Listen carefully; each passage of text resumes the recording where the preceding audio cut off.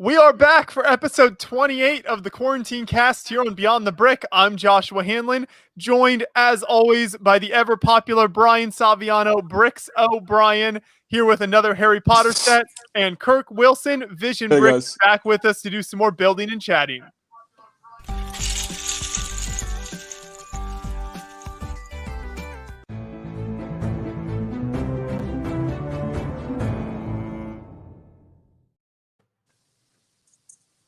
And thank you for joining us, everyone. I'm not sure what happened with our intro there. I think it played. Did that play for you guys?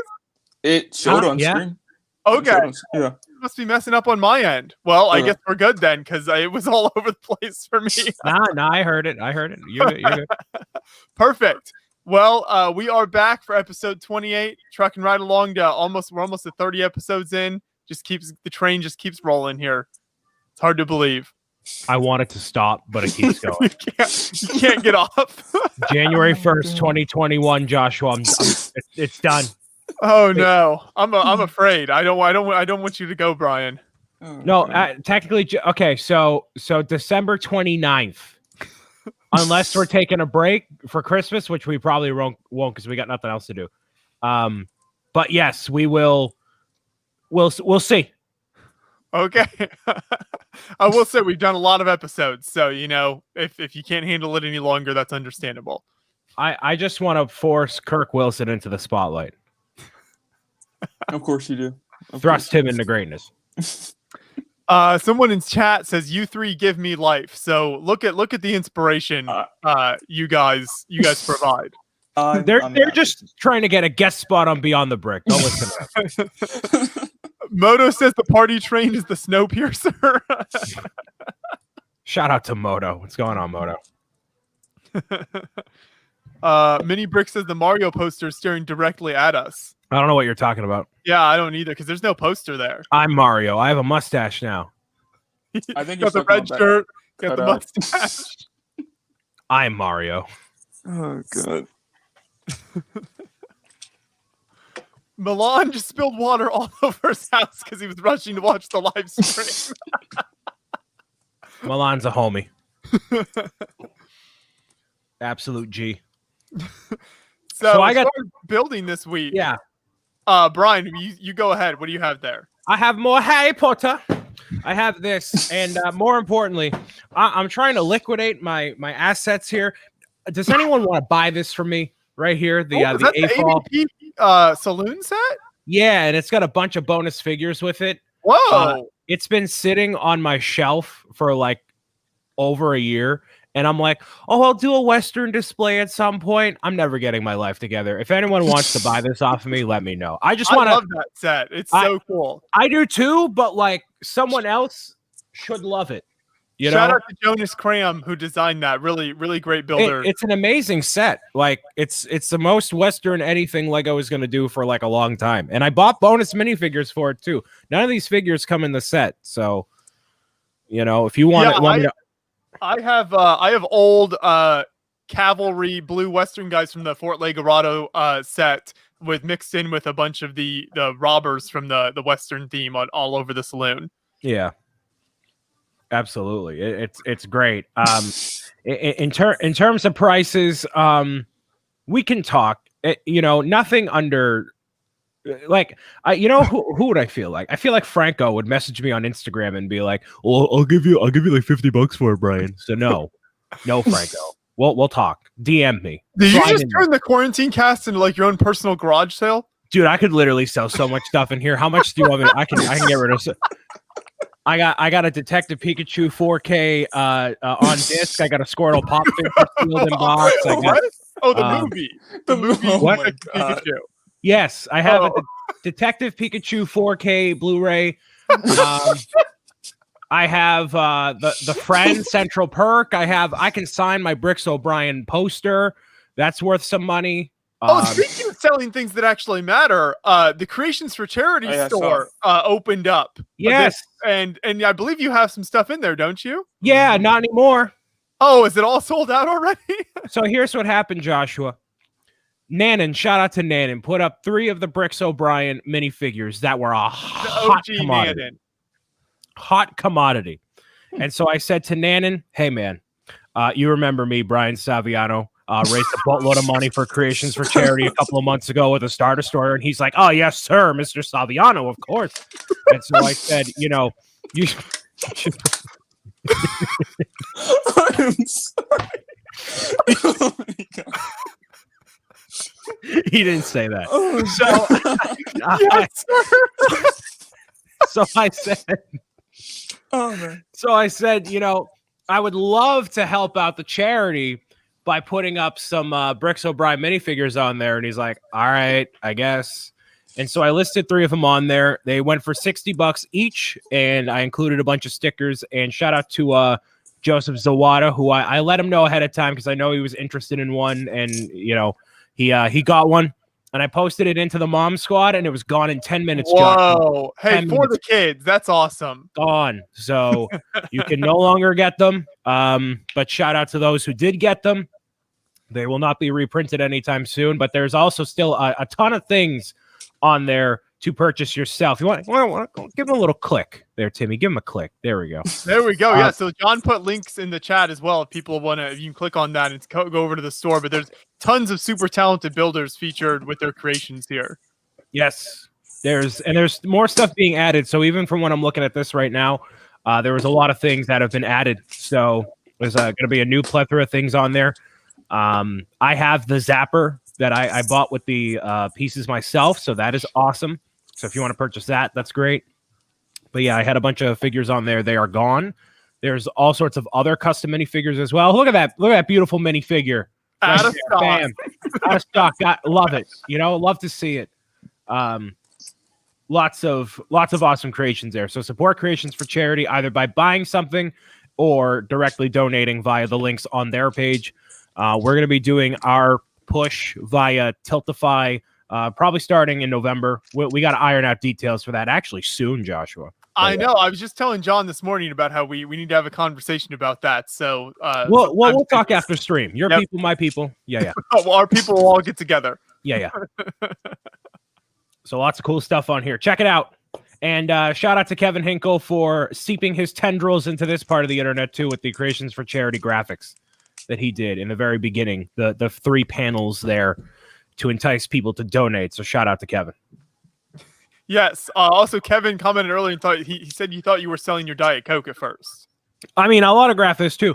It's getting to the point where if I just autograph anything, it's going to be worth more money or less money. So that's how you know you've made it, Brian. You know?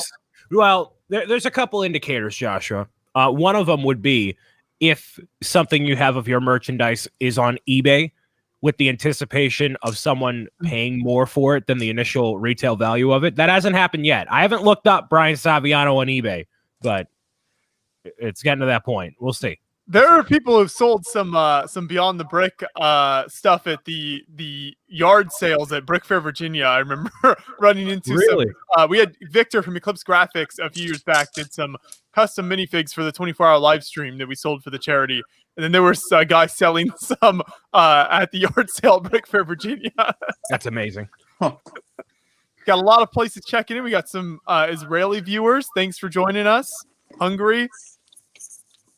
Kevin says all roads lead to Hinkle. That's right. You know, it's like the 6 degrees of Kevin Hinkle with the Lego community. Yes, absolutely. Wolverhampton, England.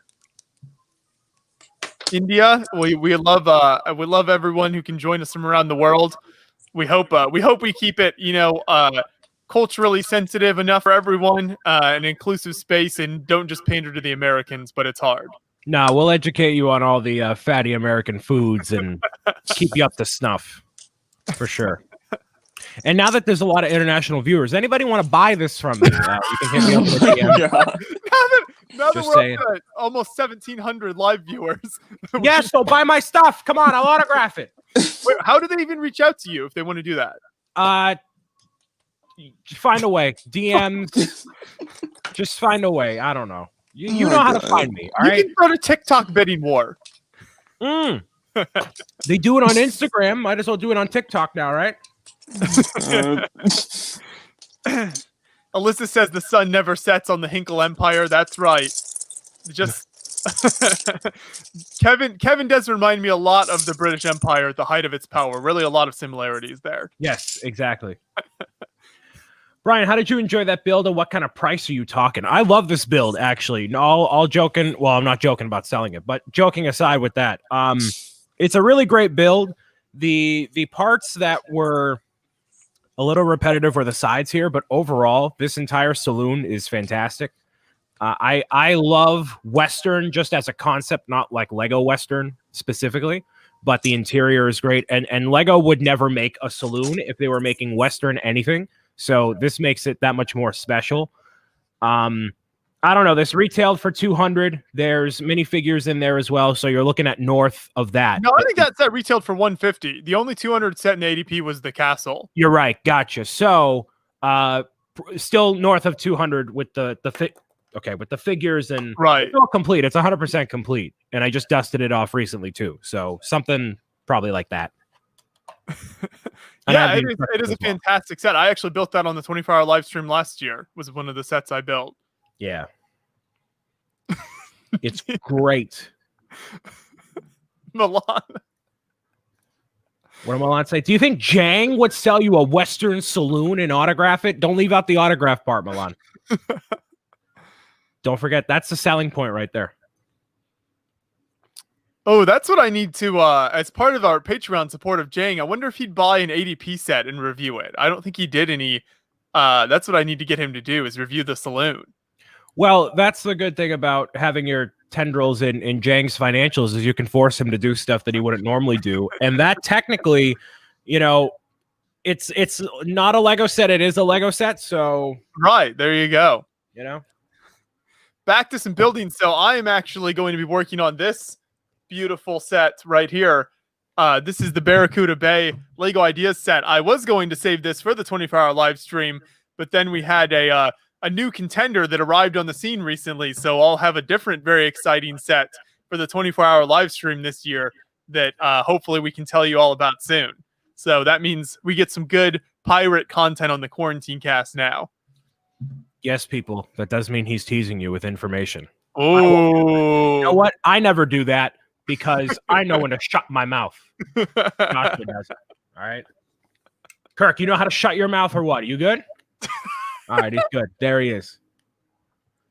Sesame Street, Joshua. He doesn't have Sesame Street. No, Joshua doesn't have Sesame Street. Definitely not. Joshua does not have Sesame Street. Joshua does not have Sesame Street. Look at me, chat. Joshua doesn't have Sesame Street. He doesn't have it. Absolutely not. Just about to lose all the pieces in this box here. Brian is good today. I'm a lot better than I was last week, Kevin. That's good. I was worried about you last week, Brian. I hope it's been better. It's been a better week. Yes, we had a very spicy Minecraft live stream last night. Things are starting to get back on the rails here. So, but man, all the moms were yelling at me last night. I was getting a little sick and tired of it, but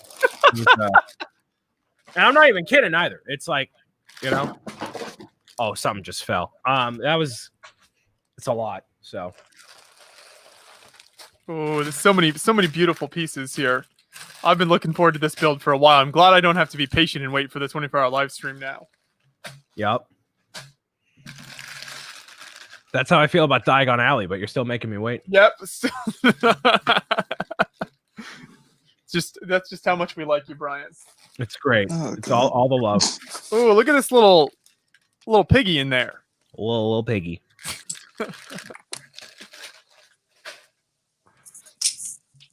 Was the Minecraft stream one of those where you have to kick people out if they die? Yes. So, not to divulge into spoilers of what exactly happened, but I'll tell you exactly what happened. I was in the underworld area with a couple other people, and we stumbled across this base where these like brute pig-like things come after you, and the other two died, and then I was freaking out, and then I died. So the poll ended up being, do I stop doing this, or do I come back to life and revive everybody? So I ended up unblocking everybody and now everyone gets a second chance on the server. And if I die again, we're actually done. But that's the idea here. David Hall of Solid Brick Studios. I know. It's a pleasure and an honor. Can you guys hear What's me? going on, David? Are you guys able to hear me or no? Yep. Okay. Clear as day, man. First time I'm using the AirPods. I've never used them before for this type of thing. Getting that Apple sponsorship in there. My speakers can't handle it, man. Jeez. What do you guys? What's going on, man? How you doing? How we feeling?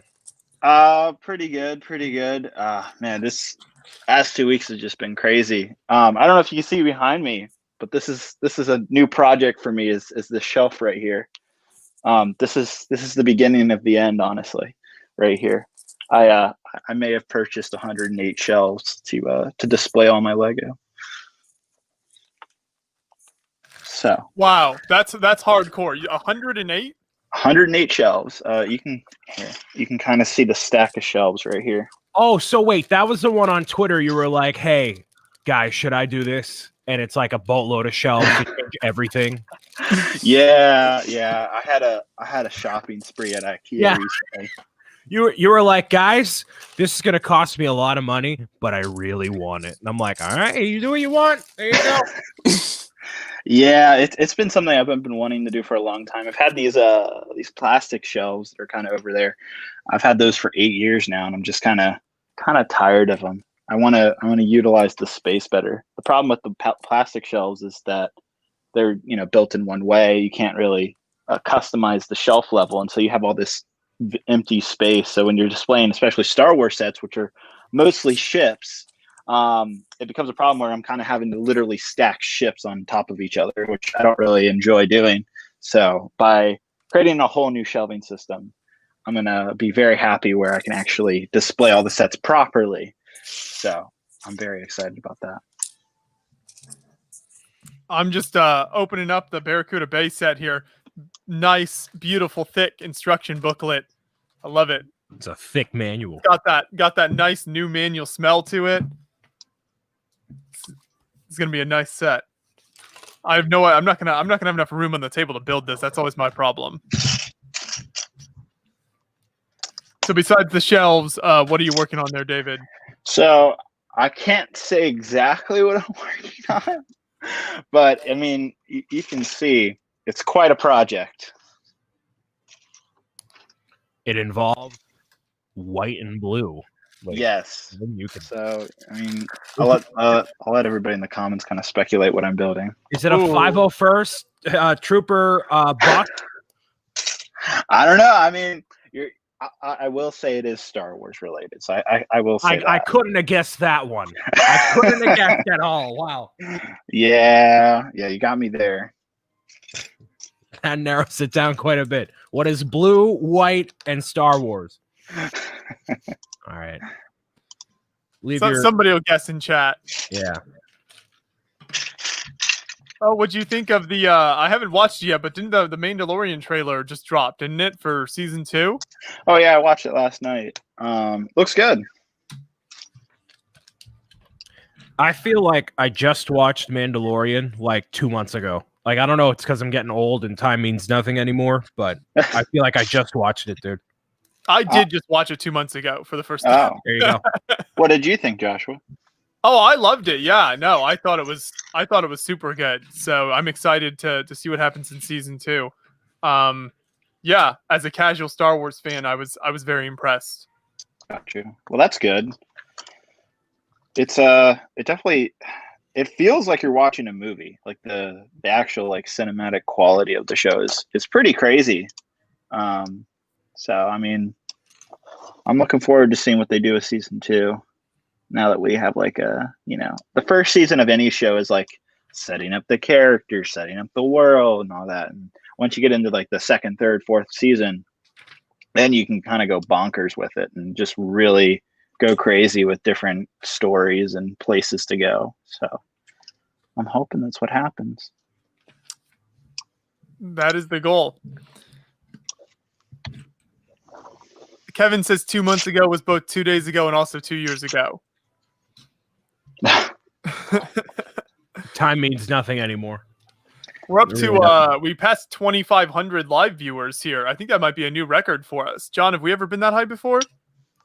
I think that's a new record. So 2,500 people. Hey, anybody out there, please. Anybody want to buy this from me? Let me know. Hit me up, please. Brian, always be hustling. Fish in a barrel. Fish in a barrel. You know, I gotta shoot my shot here. I put it in like those like AFOL Facebook groups. Yeah. I put those in there. I put it in there, and then nobody responded. I'm like, all right, whatever. Y'all don't understand. So y'all just don't appreciate quality. Yeah, exactly. Yeah, there's always a mixed bag of people in those groups. I've heard like a lot of those Facebook groups in general are just very like toxic, not just like Lego They groups, can be. Yeah, I don't understand why, but the AFOL's a Facebook group has struggled with that. They've got a lot of moderators, and I think it's gotten better over the years, but there have definitely been a lot of problems there as well. Yeah, I've seen a lot of the problems over the years.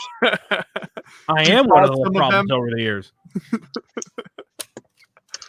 No, I don't understand it. Like, if from the Bricks O'Brien Mom Squad, like I always get comments of like, oh, this group is so nice, and I'm like, are there like toxic like parenting groups out there too? And they're like, oh yeah, it's a big thing. Yeah. Oh yeah, I'm sure parenting groups can be horrendous. Yeah, right. But, I follow I have a pet rabbit, and I follow a rabbit Facebook group, and people in those groups will go bonkers over the most stupidest things. I don't know what it is about like fan communities and just like people that take it like way too far. It's just crazy. Yeah, it's unfortunate, but I mean, I guess that's how the world works sometimes. People need an outlet for their insanity.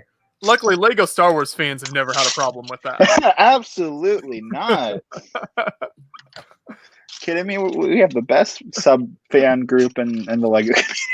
It's amazing. Everyone loves digital instructions and Super Mario. All the Star Wars fans agree on everything. It's perfect. It's literally perfect. Stud City Stud says that he will text me later to take the parts from the saloon, swing up to Boston, and spit up on my carpet. Thanks a lot, Stud. Appreciate it. Okay. Just like Joey Maluzzo did with the spicy pickle challenge. Thank you. I appreciate that.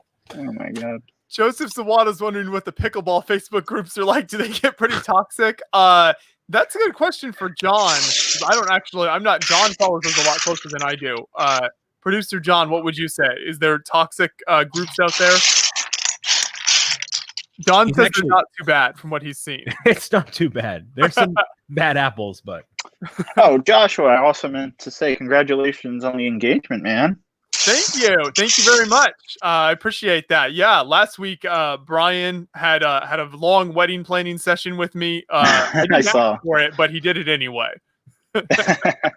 Just like everything I'm involved in. You never ask, but it happens anyway. I'm all too familiar with the wedding scene because in my free time I will do wedding videography. So.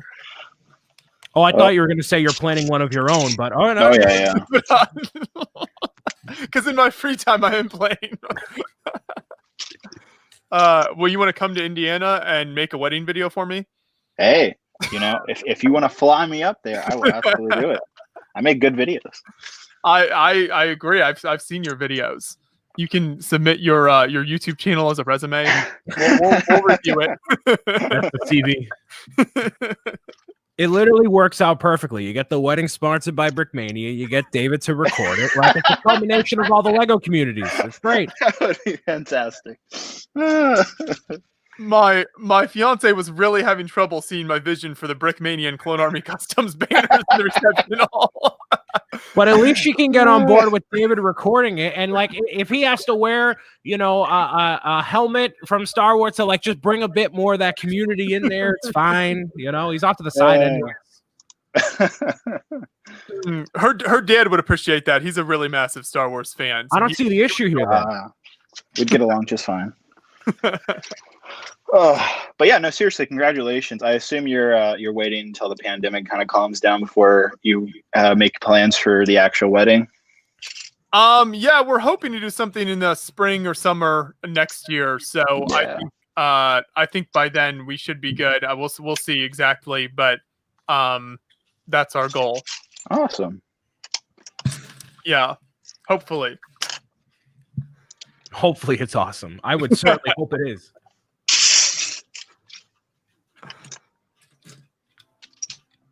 So Joshua, what are you making? The Pirates of Barracuda Bay? Is that what you're working on? Exactly. So you start with the base with the water and kind of the island sections here is the first step. Oh, yes. Have you built this set? Yeah, I got it back for review. When did this set come out? Like back in April of this year? Is that right? It was like right when the pandemic started, I think. Yeah. It sold out immediately because Lego fans are like, I'm stuck at home. This is the best thing ever. It does look like an amazing set, so I'll see once I build it. But yeah, we should mention that Boone did a review for us that's on the channel if people are interested in hearing more about the set as well. He actually did it was like a designer interview that he did with the various designers who worked on it. So that's on the channel. People want to learn more about the set. Very nice. Joseph Sawada says, I participated in a fake wedding last weekend. I was both the best man and the maid of honor. The reception would have to be fitted from a bigger budget. What do you mean a fake wedding? What is a fake wedding exactly? I don't think I've ever heard of that. So as usual, it might have been a wedding that was just like, okay, we're actually getting married legally, and this is like a faux wedding, but we're gonna have the full thing like next year. Because that's what my friends are doing. So they actually got married in a church and everything, but then next year they're gonna renew their vows and then do the reception. Oh yeah, all out because you already put the money down and everything for it. So yeah, I had a friend who did that. Yeah, gotcha. Or fake wedding could be like something for a TV show or a movie. They do that all the time. True. If that's what he's referring to. I wouldn't put it past Joseph Zawada. He's got a very interesting life. He does. Oh, no. He says, no. My friend married herself. Oh, that makes total sense. Right. That makes sense. Yes. Total. Yes. Yep. You sound very confused right now. Someone marrying themselves? No, totally normal. It's fine. It's such a beautiful wedding. It really is. I wish I could marry myself for the tax benefits and everything. Let's go. That's fine. IRS can't stop me now. Hear me? All right. Oh my God. No, go ahead. Sorry. Flubberton Flo says, this is kind of a dumb question, but what type of music do you like? So I like listening to the sounds of my enemies crying. That's what fuels me and brings joy to my ears. I don't know about you guys. Weirdly enough, that's also my favorite genre. Joshua's favorite is when he hears me crying. He's like, yes. Finally. I just like the calm sounds of Animal Crossing. That music that they play in the background. It just gets you after a long day. In case you don't know this, you can install a plugin for Chrome that plays Animal Crossing music to the hour and weather conditions that you have in your area. Really? Yes. So if you actually like the music that much, you can absolutely do that and install it. So that's actually pretty cool. Because does the music change based on the weather? Yes. So if it's 5 o'clock and raining outside, it'll play the 5 o'clock rainy music in your browser. Oh my God. That's awesome. So you're welcome to anybody out there who wants to utilize that. This is the first time that I'm building what I'm building off Studio, which is the first time I've ever used their instruction thing inside the software. It's interesting.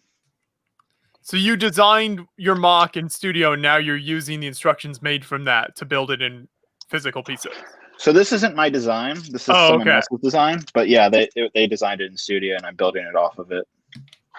There's no PDF instructions or anything like that, and it's different. I've done LDD before, which is similar to this, but it's definitely a different program. Is it a lot more pieces per step, or It has you building upside down, which is which is interesting. Not really familiar with that type of building method. Unless I'm actually like physically making a mock in front of me, then yeah, I'll build upside down. But like following instructions that tell you how to build upside down, which is that is different. Can you like move the model around it all, or is it just like? Yeah, so I have my mouse right here, and I'm just like right clicking as I'm going along. What's cool is there's like these glasses, this glasses button, and it basically shows the bricks that you're working on for that current step and makes all the others like kind of invisible looking. So that makes it helpful, but it's still, you know, you got to be careful. It's easy to make a mistake. It's not the worst way to build, but not my favorite either. starting to get some nice base plates put down here? Kirk, what are you working on?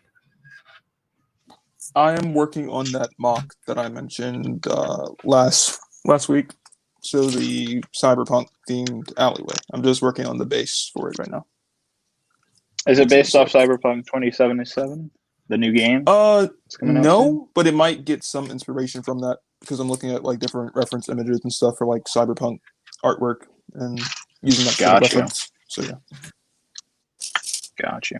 Yeah, that game looks amazing though. It does look cool. That's not exclusive to any one platform, is it?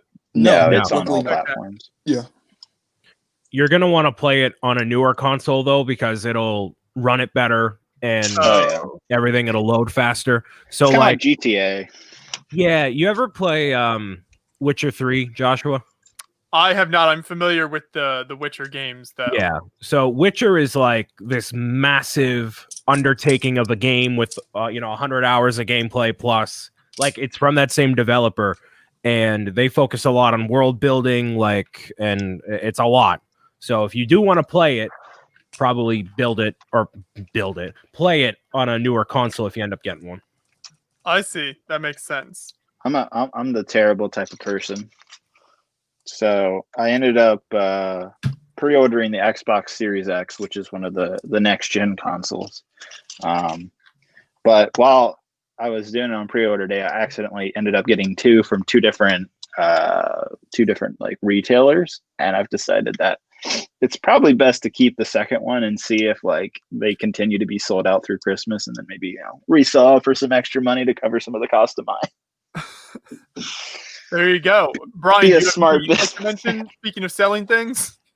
Well, say it again, Joshua. Do you have anything you'd like to mention right now related to sales? Yeah, no. If anyone's interested in this AFOL, whatever ADP, this thing, hit me up on Instagram, Facebook, through my page, wherever. If anyone wants this to buy from me for money, USD, let me know. Thank you. Why are you trying to let it go so badly? Yeah, and directly through PayPal or bank wire transfer. Well, David, I'm getting to the point now where I have, as somebody who's also worked at the Lego store before, I have so much stuff everywhere. And this set, along with a lot of other sets that I have, I'm always like, oh, I'll put it on display here or there, or make a shelf dedicated to like Western or whatever. And this has been sitting there for a year, and I haven't done anything with it. And I'm like, all right, well, now that Mario stuff exists, I have the Harry Potter stuff. I like that stuff more. It's either this sits here for another year or however long and nothing happens, or I can try to sell it to someone who will appreciate it more. I make a few bucks and I can buy something else or just save money. So that's basically what it's coming down to with a couple different sets. Not everything all at once, but because I have this complete, I'm like, all right, someone's probably going to want this because you can't like buy it anywhere anymore. So you bring up an interesting point though. I too have built all the Mario sets, and I'm also starting to get into the Harry Potter sets because they're actually really good sets and really good value too. They are, yes. But if you had to choose between the two, you had to make a choice of like, okay, I can buy all the Mario sets or I can buy all the Harry Potter sets. You can't have both. Which theme would you go with?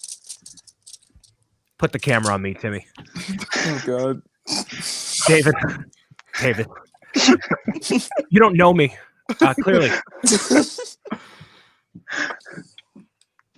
It's going to be Mario. 100%. And no, actually, this is something I've thought about recently because it's starting to get to that point, and I'm speculating in my own mind, like how I want to change my Lego buying habits because I don't necessarily need the new thing immediately when it comes out, unless it's Mario. Then I'll kill someone to buy it, but I don't need everything right when it comes out. So instead of just buying, things that I kind of want, like I need to raise the threshold on what I allow myself to buy just so I can appreciate it more instead of it existing on a shelf for a year and then it goes into a bag or gets sold. So like, am I still going to get all the Harry Potter stuff?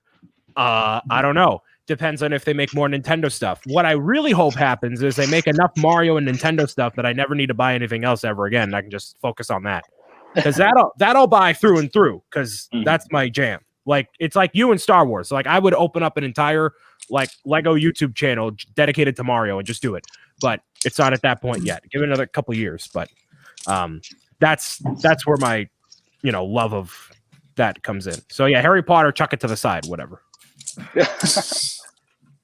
Well, all right then. I think by comparison, and like I know the sets for Mario don't compare to this, and these are better like buildable sets. But yeah, I love Nintendo more than Harry Potter easily. Mm-hmm. For about a month, a while back on Beyond the Brick, it was pretty much exclusively dedicated to Mario when all those sets were first coming out. Pretty much, yes. I took over the channel, and if some new hotness comes through and that happens again, I'm not opposed. So I keep my email open. So, well, I'm waiting for an ASMR sequel. You'll get an ASMR sequel when they come out with more sets. I told you. It's true. So they need to get on it. But yeah, if the big red brick in the sky wants to descend upon me some more Lego Super Mario sets, more than welcome. Boone's autopsy of Mario is going to be passing 1 million views here within a month or so. Yeah, and I don't know how to feel about that. Oh my God. So I think I may end up being on Boone's show eventually, and I haven't actually talked to him at all about that video. So I'm curious to like dive into that with him and see like all of that. That'll be a good time there. That will be a good time. Hopefully you can make it on there. Yes. Noah Epic Otter says, I see the glitz pit from Paper Mario 1000 Year Door in Brian's background. How long has that been there, Brian? Couple of months. This is a custom model made by Brick and Nick that he made to celebrate the release of Paper Mario Origami King. And he made Paper Mario, as you literally say it right down there, from the glitz pit with Rock Hawk and Yoshi. So shout out to Nick for making this Bad Larry happen. And it's a permanent fixture of my background because it's my favorite game of all time. So we while you were showing that build, it must have brought in some more viewers because we went over 3,000 viewers for the first time ever. Wow. Amazing. Yeah, check out my Facebook Marketplace. That's the only reason any of us do this thing is to sell stuff. No. Of course not. Oh my God. No. I can just toss it on eBay. It's fine. It's fine. So that Paper Mario build is sitting on top of my favorite you can kind of see what these figures are right here. Ooh, you can see them right down there. There's a Bricks O'Brien one right there. There's my clown that I got from New York Toy Fair 2018. There's Kevin. There's Joey. There's Iron Man, Captain America, Iron Man, and a Lego employee figure. Ooh. Whole roster lineup there. No Beyond the Brick figure? Do we need to send you one of those? Ooh. I thought about buying one, and then I'm like, you know what? They should send me one. But I'm gonna buy one eventually. But I do want one. So I can. Boone is in charge of that, right? Yeah. Yeah, so I'll con him into giving me one when I go on a show. I'll publicly call him out and be like, "What's the deal, Boone? Come on, give him the heat." That's the most effective way to get things done, is to publicly call people out on Yes, YouTube. of course. It's great. As long as you do it respectfully, don't be like, "Hey, give me this now." It's like, "Hey, you know." With the utmost respect, I want you to give this to me. Give it to me now. That was me with Kevin Hinkle when he had those figures. I don't know if you remember this, Joshua. His little sig figs or whatever. Well, so he said, you talking about the one in like the business suit, or Yeah, when he was working at Lego. Oh yeah, those were like coveted. The hot commodity. Yeah. So, what are as someone who is a Lego Star Wars fan, do you have a specific section or like a case or like a top like 6 minifigures that you value, not maybe like value like on the third party market, but like your 6 favorite figures of like all time? Figures? Yeah. Just figures. Just figures.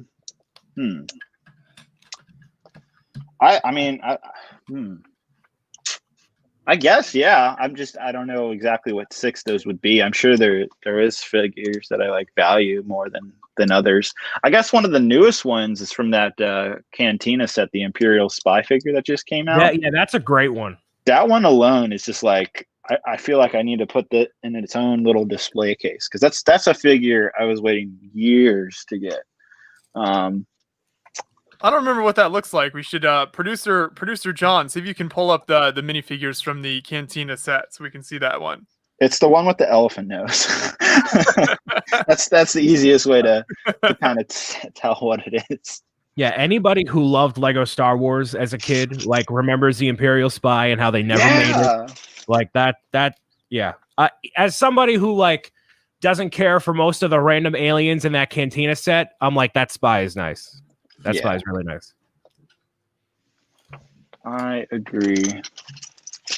And what's interesting is, like, I went to the Lego store and I saw like this promotional branding, and it says like, "Oh, here are these figures that have been here before, and here's figures that you'll never see in any set ever again." And the Imperial Spy, along with all the other aliens, are in there. And I'm like, huh. So they're just like saying, there it is. You're not going to get the spy in any other set. Because usually they like infer it, but like they don't name drop it like that. But I think another minifigure for me that also stands out is, I really didn't. I know this is kind of controversial in the Lego Star Wars community, but I really didn't like it when they redesigned Darth Vader. I like the original classic mold of the helmet where it didn't open up or whatever.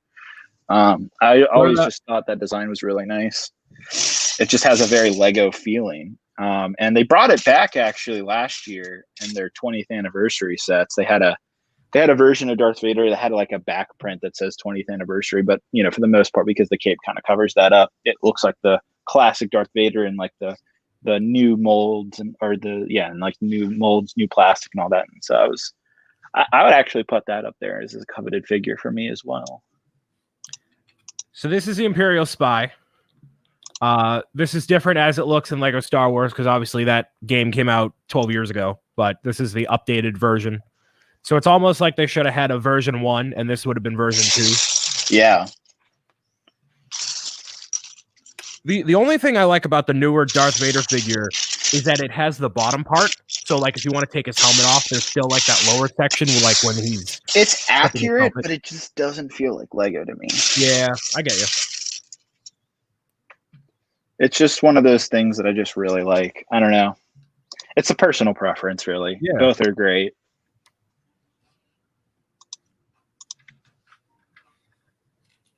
So how many minifigs came in that Cantina set? I believe it was 20. Was it 20 really? Wow. A lot, yeah. Well, I mean, the set only has 3,000 pieces and it's a $350 set. So a lot of what you're paying for in that set is those minifigures. They're great minifigures. I mean, you're getting, I think there's like 4 or 5 brand new exclusive figures in that set. So to Star Wars fans, that's like kind of a must have, because it's from like probably one of the most iconic scenes in the original Star Wars movie. So, I mean, It's there's a reason why it's temporarily sold out on Lego.com, and that sold out really quickly too. It was sold out in about 2 hours when it first came out, I think last month. Jonathan Strickland in chat says the Imperial Spy was played by John Wayne. It is actually in the credits. Really? Is that the real John Wayne, or is it just like an actor John Wayne? Can we get an independent fact check on that? Yeah. So I have an issue with this Cantina set, and David, you're actually the perfect person to have on for this portion. I have beef with this set. Okay. Okay. So I reviewed the Cantina that came out in 2018 January, and it retailed for $40. It had 200 something or 300 something pieces, whatever it was, and I couldn't for the life of me understand why people liked, wanted, or cared about that stupid white pod that's included in that Cantina. And not only in that Cantina, but also it's included in this Cantina as well.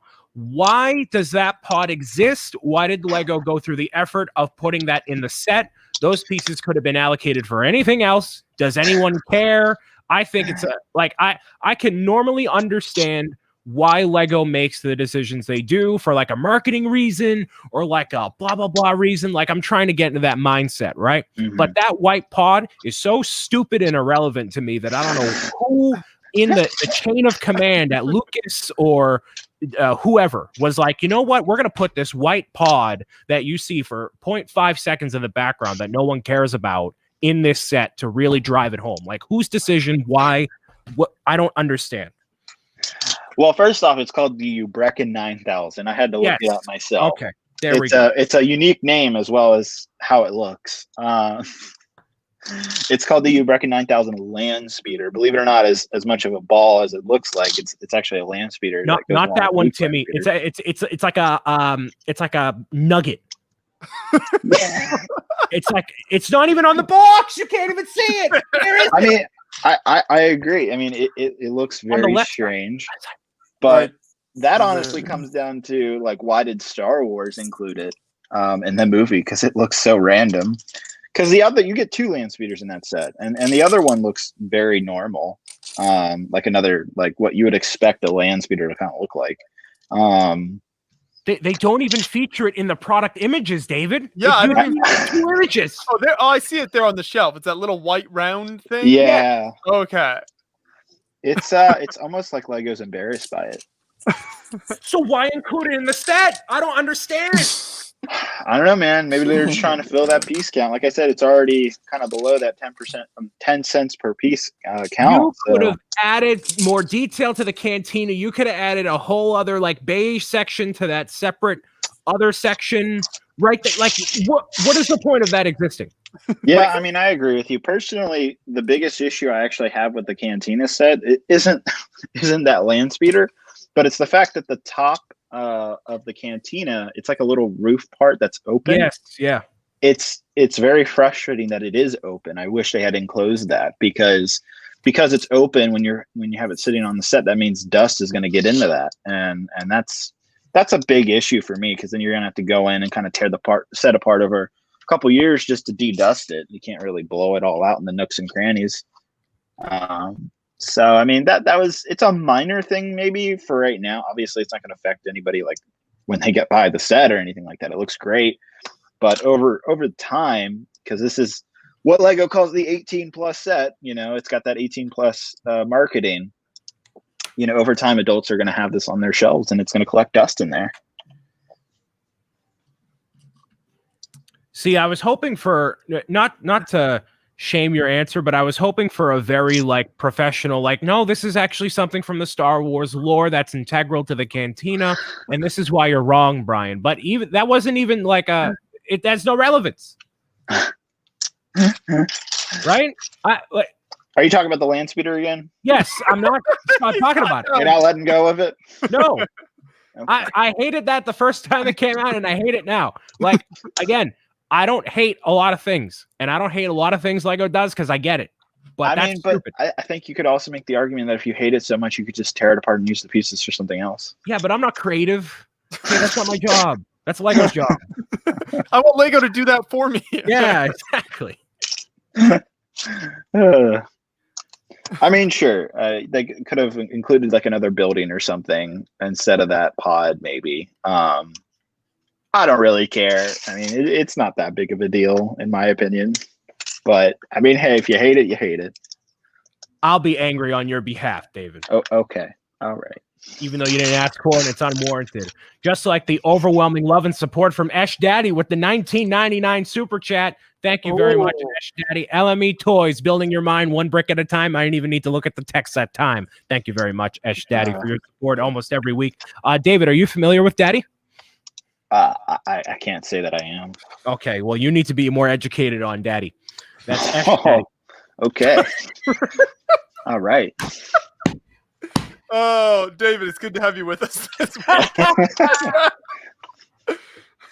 Oh, man. That response was perfect. That's everything I wanted. Thank you. You're very welcome. Joseph Zawada had a question in the chat for you, David. He says, what's your dusting process for your big displays? I'm not sure what to do to keep my large MOCs clean. You know what I do, actually, is I go to Home Depot or Lowe's, and I find scrap carpet in the back, and I take that scrap carpet home, and you just take Lego pieces off the dustiest parts, off your sets, take them off. You use the carpet as like kind of a sponge or a scrub brush, and it takes the dust right off. I've never heard that before. Yep. That's an interesting strategy. Like a big, thick, shaggy carpet, and you just... Yeah. Mm-hmm. And it collects the dust. It's like a Swiffer type of thing. Imagine like a Swiffer duster, but for Lego.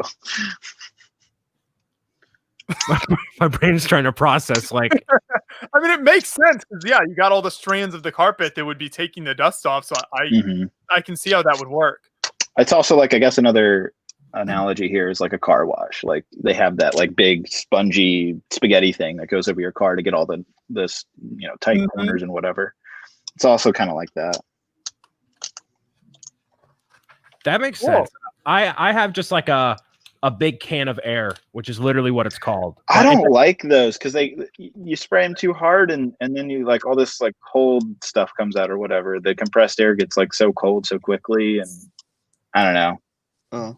Yeah, that can happen too. It's not a foolproof thing, but I also did not think of taking shag carpet from Home Depot and applying that, so I might have to try that. It works better than you think. It's shocking. And it doesn't cost you anything either. Right, so that's nice. Because they almost always have like scrap carpet from when people buy like, a couple of feet weird of carpet. sizes. Yeah, exactly. So that's my secret technique. I think you're right, Josh. I don't think I've heard anybody else come up with it. Yeah, I've heard a lot of different strategies for that over the years, but that's a new one. So people go out and try it out and see how it works. It does involve, disassembling some of the set, but I mean, in the end, it makes the set look brand new. So I feel like it's worth your time to do it. We got future Lego Master Moto saying that he uses color coral keyboard slime. It lifts the fingerprints off of translucent parts. Interesting. That's some 5-head moves right there, Moto. That is excellent. You're totally right too, because that's a big issue with all, like, if you have a big, like, the cockpit of a ship or something, like, unless you take a microfiber cloth, but like, yeah, you could do that. That's perfect. Mm-hmm.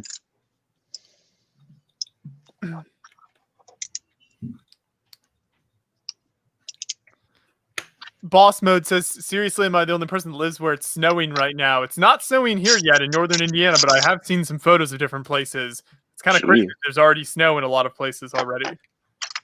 It got cold where I'm at, which is Virginia, and it's going to get back up to 80 here in like a day or two. Whoa. Yep. It got down to like 55, 39 or whatever last night, and then it's just go right back up to 80 this week.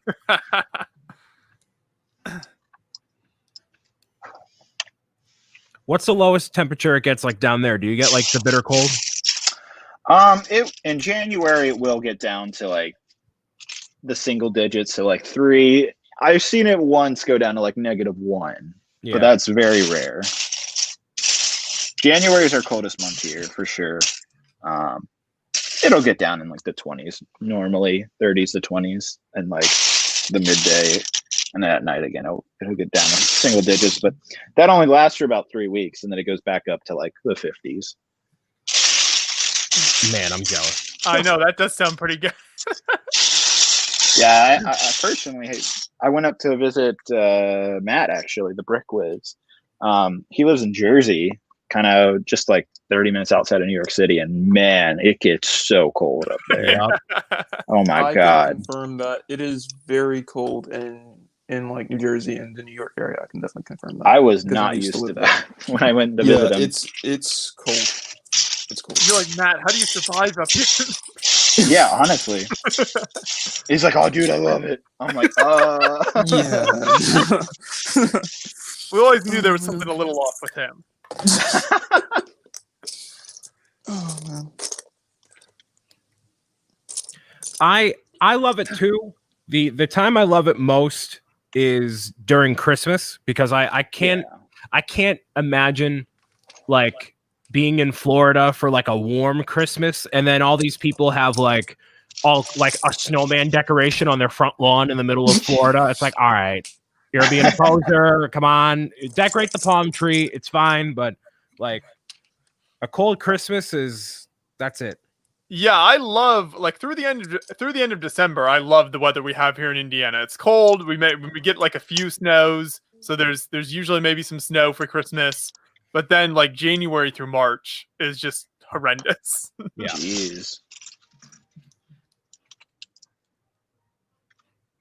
I remember I went up to Chicago last year. Yeah, and it was like April, I believe, and oh my God, even then it was still freezing up there, and I was like, what? Yeah, like, Chicago, I was dying. It is like around Christmas time and stuff with the decorations. It is fun to visit Chicago. It's a really cool city at that time of year, but it's very, very cold. Mm-hmm. Yeah. I just remember like regretting so much that I didn't have a jacket while I went outside.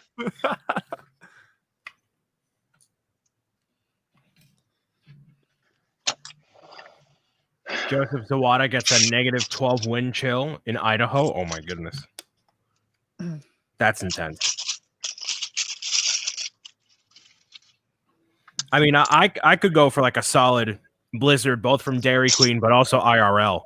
Like I'm ready for blizzard season. Like at least up with the cold near me, there's like definitely a certain sense of camaraderie when everyone's trying to survive the snow together. So I'm ready. Oh yeah. You know.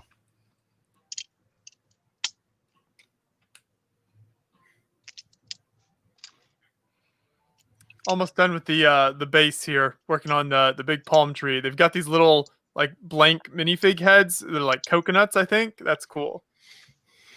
Oh yeah, I love those. Yeah, and the what is it?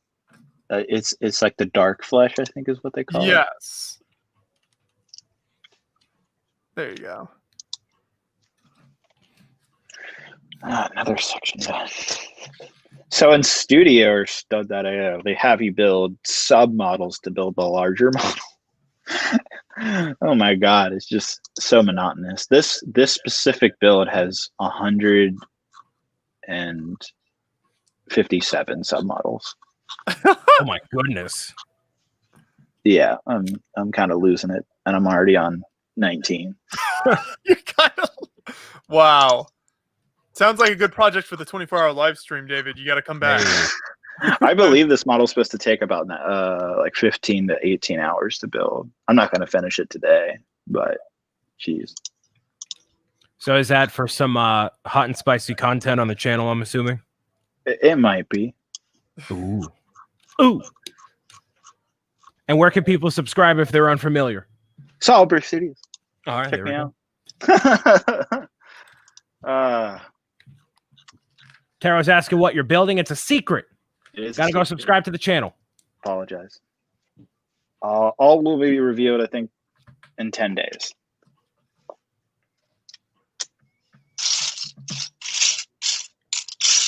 Is Andres joining you for the 24-hour live stream? Andres is with us always. Yeah. When are you guys doing it this year? What's that? When are you guys doing it this year? So it's always the same weekend after Thanksgiving, the Friday and Saturday after Thanksgiving every year. So we'll continue with that. And Andreas actually will be able to join us for the first time, Brian, because normally he hosts his big show in Germany every year, but it's not happening this year. So he'll actually be able to join. Every year we've always been like, hey, you got to join us. And he always says he's too busy because he's running a Lego show, which I guess takes some work. Yeah. Running a Lego show, it's fine. Is Mr. Henkel making his return? Do you know? Oh, yet? you bet your bottom dollar he will. Yeah, all 24 hours. He's hyped. He's super excited. I remember I came back and bothered him so much last year. Brian will be doing his first foray into all 24 hours this year. His first ever 24-hour live stream. So the two of us will be hosting. I got such a backlog of sets right now. I have enough sets to last probably till February of next year if I build one like twice a week. Or you could work through half of them all in one sitting. Exactly. I could do that. But one of the things that I have on backlog, I've only built one Lego architecture set, and that was the Statue of Liberty set, which I really, really like. But I have like a whole bunch of the other ones, like the normal, like San Francisco, Tokyo. I think Dubai is the other one. Do it. They're so awesome. I'm looking forward to building those. I am so excited. I'm also going to build the White House set, which just came out. I'm going to build that day before Election Day, so that'll be fun. There you go. There you go. That'll bring in the viewers. Yeah, it should tie in pretty well. You might have to lock down that comment section a little bit. Thankfully, I don't have too many. Most of the fans that watch my live streams are usually pretty young, so they can't even vote anyways. So it's not a big deal. They're like, "What's this? Does this election matter?" It's like,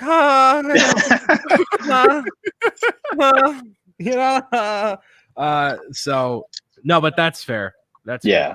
No, I'm looking forward to building the set. The set actually looks really good. Politics aside.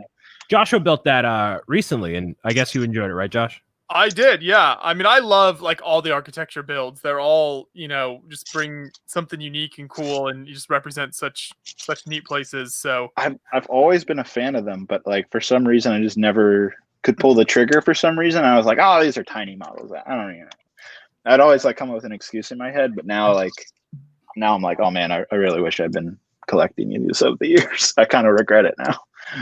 Because they go up in price too. They actually hold value pretty well. They do, yeah. Some of those older ones are quite expensive now. Some of the Frank Lloyd Wright houses and stuff like that are way up in price. Yeah, exactly. The Falling Water set from a number of years ago is super cool. Oh yeah, I remember that one. Kirk, chat wants to hear from you. What's going on over there?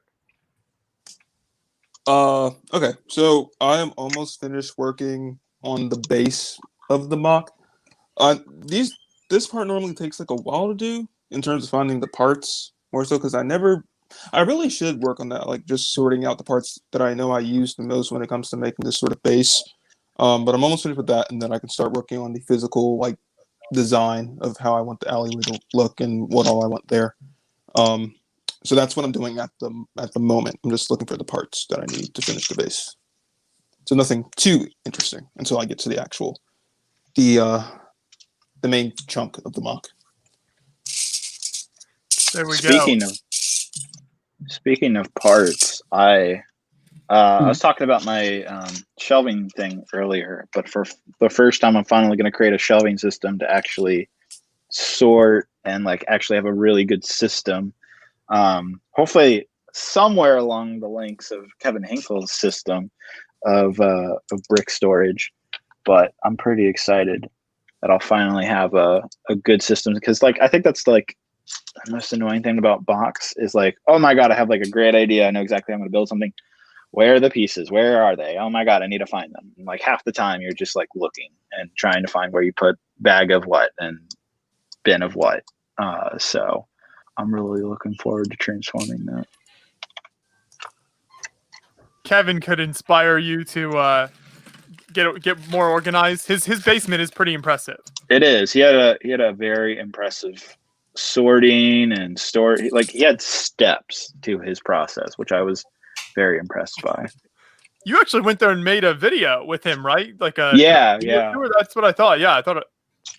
Yeah, Cool. my documentary video. I enjoyed doing that. It's a fun time. Yeah, people should check that out if they haven't. You can see inside Kevin's global headquarters. Yeah, honestly, I did that, and then I also made a separate just tour of Kevin's basement, and that actually kind of blew up. It's very popular now. I think it's like over 500,000 views. Kevin gets recognized on the streets of Connecticut. Yeah. So he's no longer just known as the old Lego community employee, but also as the crazy nuthead with his basement.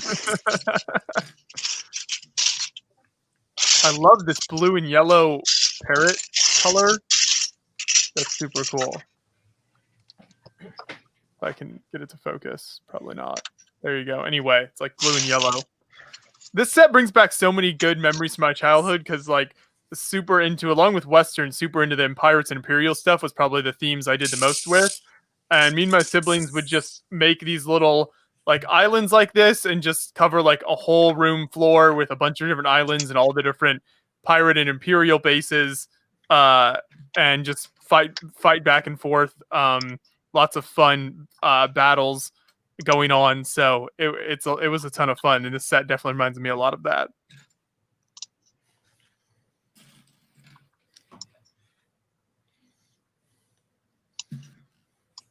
Health check for Brian. I'm alive. Hello.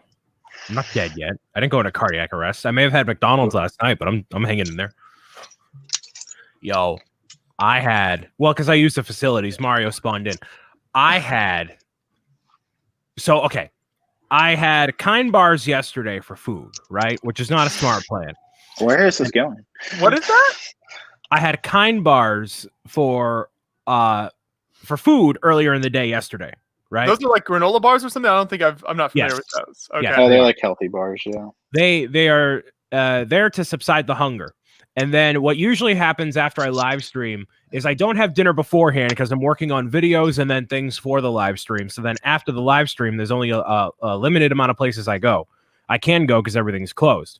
So last night, I ended up going to McDonald's begrudgingly, and I had the freshest serving of chicken nuggets I think have ever existed in the universe. And I felt happiness for a change. I was like, whoa, this is... Did it make them edible if they're that fresh? Oh my goodness, Joshua, you don't even know. Like I felt the grease going into my system, and I was okay with it this time. I was okay with it. Oh my God. Brian, where do you live again? What state? The North Shore of Boston, Massachusetts. Oh, okay. Do you have Wawa's up there or no? I don't know. I went to, what was that show? Philly Brickfest. Philly Brickfest. Oh, okay. And I remember going into a Wawa before driving home, and I'm like, yeah, this would be amazing. I know, right? It's what I know a lot of people like Sheetz as a gas station, but I personally prefer Wawa much more. But they have some of the best food that's like 24 hours, and it's always like fresh. I've never been disappointed. Fresh serving of chicken nuggets. Now we know that's a lie. Richard, I promise you on my soul that these were hot and fresh out the microwave.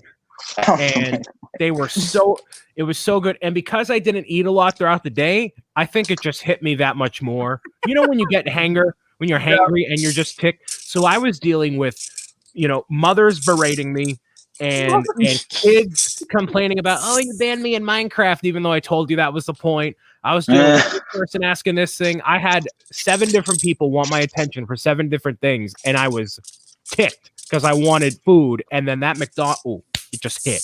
It hit so good. Amazing. I'm sorry to break your heart, but I just refuse to eat McDonald's. I haven't eaten it over almost a year and a half look at me. I'm David Hall, and I'm healthy. Oh, we get it. Hey. We all can't be superstars, athletic. You know, this body isn't built on kale salads. I'm sorry.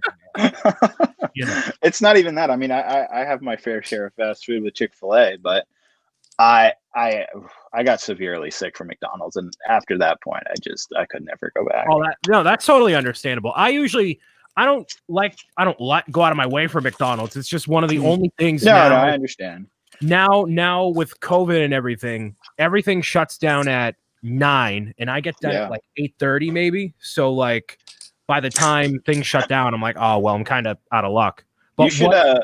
I don't know if you've kind of seen the videos, but there's an up and coming community of YouTube cooks, and there's a lot of great things if you want to like meal prep and all of that. If you keep coming in the situation where crap, I didn't make food tonight, and I limited amount of places open to go out and to eat, so you might be better off doing some meal prep work, because I've tried it before, and there's some great options from YouTubers that have some great ideas. Yeah, my issue has been that I need a usable kitchen to do that with, and a lot of my circumstances at home, like so right now, so I'm still at home. So my mother switches between you didn't clean the kitchen well enough, or just leave it and I'll take care of it, and it flip-flops. So it's like it's one of my only Achilles heel that I'm like, So what I actually want to do is take cooking classes if I can somewhere, and like actually find a place where I can like, all right, give me like 3 hours in here to just like try stuff and just refine it and do it. So okay. So that's actually my backup plan. Once this whole online personality thing falls apart, which could happen sooner rather than later, I want to open up my sub shop. That is the thing that I want to do. A sub shop. Yeah, like a comfort food sort of sub shop that you can not feel guilty about eating. So like, I would go there. Yeah, like it's good food without it being like, oh man, these cheese fries make me want to feel like I'm dying. Like not like that, but it's still good stuff. Or like a restaurant, or just something like that. That's an idea that I've had. So if I was going with something entirely out of the wheelhouse, not related to this at all, that would be the thing. Okay. What you guys need is you need steak and shakes over there, Brian. That's our local 24-hour joint. It's great. Lots of good, cheap food. Yeah. That's the thing. That's what you need. Oh man, I love In-N-Out. Have you guys had Joshua? I gotta imagine you go over to the West Coast all the time. Yes, you've tried In-N-Out, right? I have, yeah. It's my good. God. We've talked about In-N-Out on the stream in the past here. I feel like it's overblown by people on the West Coast. It's good, but it's not as good as people make it out to be. You just broke my heart. I always tell people they need to try Culver's, which is like the Midwestern local fast food place that's definitely better than In-N-Out. Oh man! All right, I'll try it, but like I still hold. If you come to like Brickell, Chicago, there's Culver's nearby. That's the place you got to try. Okay. I feel like I didn't get the go-to thing for In-N-Out. Like I just ordered like whatever was on the menu, but I really need someone who is with me to be like, get exactly this, and this is the thing. Well, there's all you need to get is just the burger. Isn't burgers like the only thing they have on the menu? Yeah, they do have a secret menu. Right, the secret menu. It's prepared a certain way. Like I had it, and I was like, all right, cool. But then animal fries are kind of like one of the things. Yeah. I saw my cousin get the animal fries, and I'm like, man, those look good. Can I have some? And he's like, no, it's a secret menu. And I'm like, why don't you tell me? So I feel slightly cheated by that too.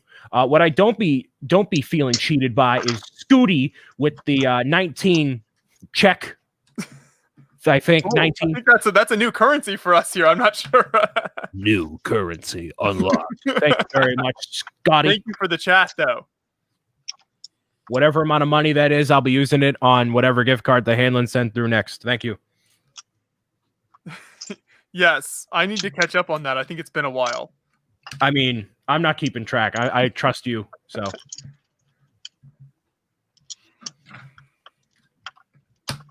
So that kind of plays into a question I may have asked you before, David, but I'll bring it back up again for the sake of transitioning into the food segment of this live I stream. think we've been in there for a while now. Yeah, well, because I lost my mind last week. So with this, David, if you had to pick one fast food location and one menu item from that location for lunch or dinner, where would you go and what item would you get? Chick-fil-A and just get a number one. Wow. All right. Easy peasy. That's your favorite. That's your go-to, the golden. I mean, recently I've just stopped eating fried food, so I'll go to Chick-fil-A and get the grilled chicken sandwich, but Fair. Which is just as good in my opinion. But yeah. That is a very solid option. Can't go wrong with it. Yeah. What about you, Brian? Oh man. Just sounded like your eyes lit up. Whoa. I can't do this anymore because I got nothing down here. Let's see. I can twiddle my mustache now. No, I like the Chick-fil-A number 2 deluxe meal. So it's but I don't get it with bacon. Can you get it with bacon? I think I probably can add it. I don't think it comes with bacon normally, though. Oh, okay. Yeah, I don't get it with bacon. I'm not a bacon guy. The deluxe is really good, though. Yeah, I need to get that more often. I kind of forget about it, that it's an option. But anyway, go ahead. Yeah, so I get that. I don't usually get any of the shakes or anything, but like I saw one of my friends get a shake recently, and I'm like, oh man, it looks so good. But I know that it's very like that. There's no version of a milkshake you can get that's healthy. Otherwise, it's not right. Milkshake. And Milan, I'll fill as much dead air as I can. All right. Whatever it takes to keep this conversation about food going, I'm here for it, man. Well, I'm not sure if we've discussed the milkshake angle with our food discussions in the past, but for me, as far as fast food places go, I think the best milkshakes, it might be a tie between Chick-fil-A and Five Guys for me. But what do you guys have any thoughts on that? I'm personally not a milkshake person, but we actually here in Richmond, Virginia, we have a dedicated shop for milkshakes. Ooh. And they're like $10 milkshakes. They're not cheap, but they are incredible. Like truly homemade ice cream, all these like crazy ingredients. Like they have like apple pie milkshakes and stuff like that. Crazy milkshake ideas that are just so good. So that's kind of the place if you're really craving a milkshake, you kind of go there. That does sound good. There's Brent Worker with the $2 toward the milkshake fund. I'm from Illinois and love Steak and Shake. There you go. Shout out to Steak and Shake. Lots of great 2-3 a.m. trips there in college.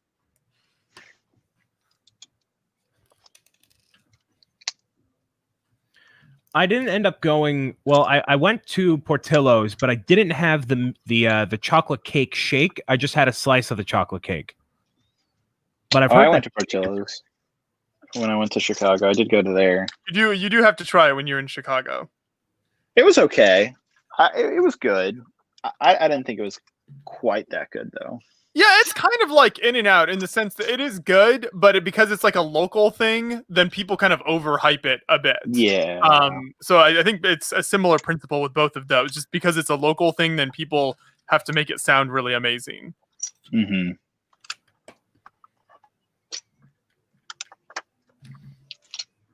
There's another burger joint place that I really like. It's called Habit. I don't know if you guys have ever heard of it. I've never even heard of that, no. Oh, it is so good. It's actually from California. That's where it started. It's just kind of been a chain that's been growing across the country recently. And then, oh my God, they're known for their char-broiled burgers, and they're so good. Like the quality is just ridiculous. That does sound good. Now, as always, I'm getting hungrier the longer the stream goes on. Yeah, have you not learned your lesson of eating beforehand? I did eat more today beforehand, so I'm not doing too bad. I might have a little Cheez-It snack here in a bit. This build is so much fun, though. I'm just super enjoying this here, so it's helping me forget about the food. That's what I noticed about that build too. It's never boring. It's never repetitive. You're always doing something new and interesting. That's why I liked it so much. It's gonna make me wish that we had like a good Pirates theme going on right now. Are you gonna get that? I think I saw recently Jang reviewed it, the 3-in-1 pirate set. I've seen that. That would be a cool one. I could see myself picking that up next year. Maybe get like a support order from Lego with that in there and do some live streams with it. I think that'd be good. I got mine right here. Oh, there you go.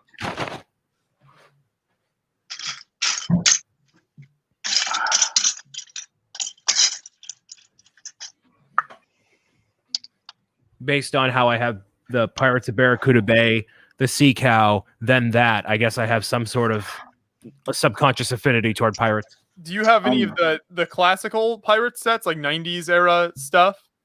No, I don't. I'm not old. Not like Jeff, who's telling me to stop buying pirate sets. Jeff is just mad because he's old.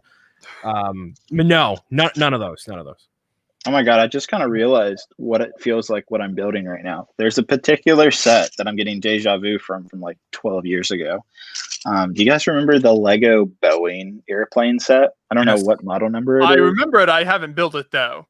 Oh my God. It's just all white and blue plates. That's literally the entire set. It's the most monotonous thing I think I ever built when I was younger. And I literally tore it apart like a couple days after because I was like, this thing sucks. Yeah, those things aren't made for kids. Kind of regret it now. I wonder how much it goes for on Bricklink. I think a boatload of money. Crap. Because it wasn't a creator set. I think it was like a Lego factory set, if I remember correctly. That does sound right. Yeah, it definitely wasn't a creator set. Yeah, I don't remember exactly what it was. What line that was considered.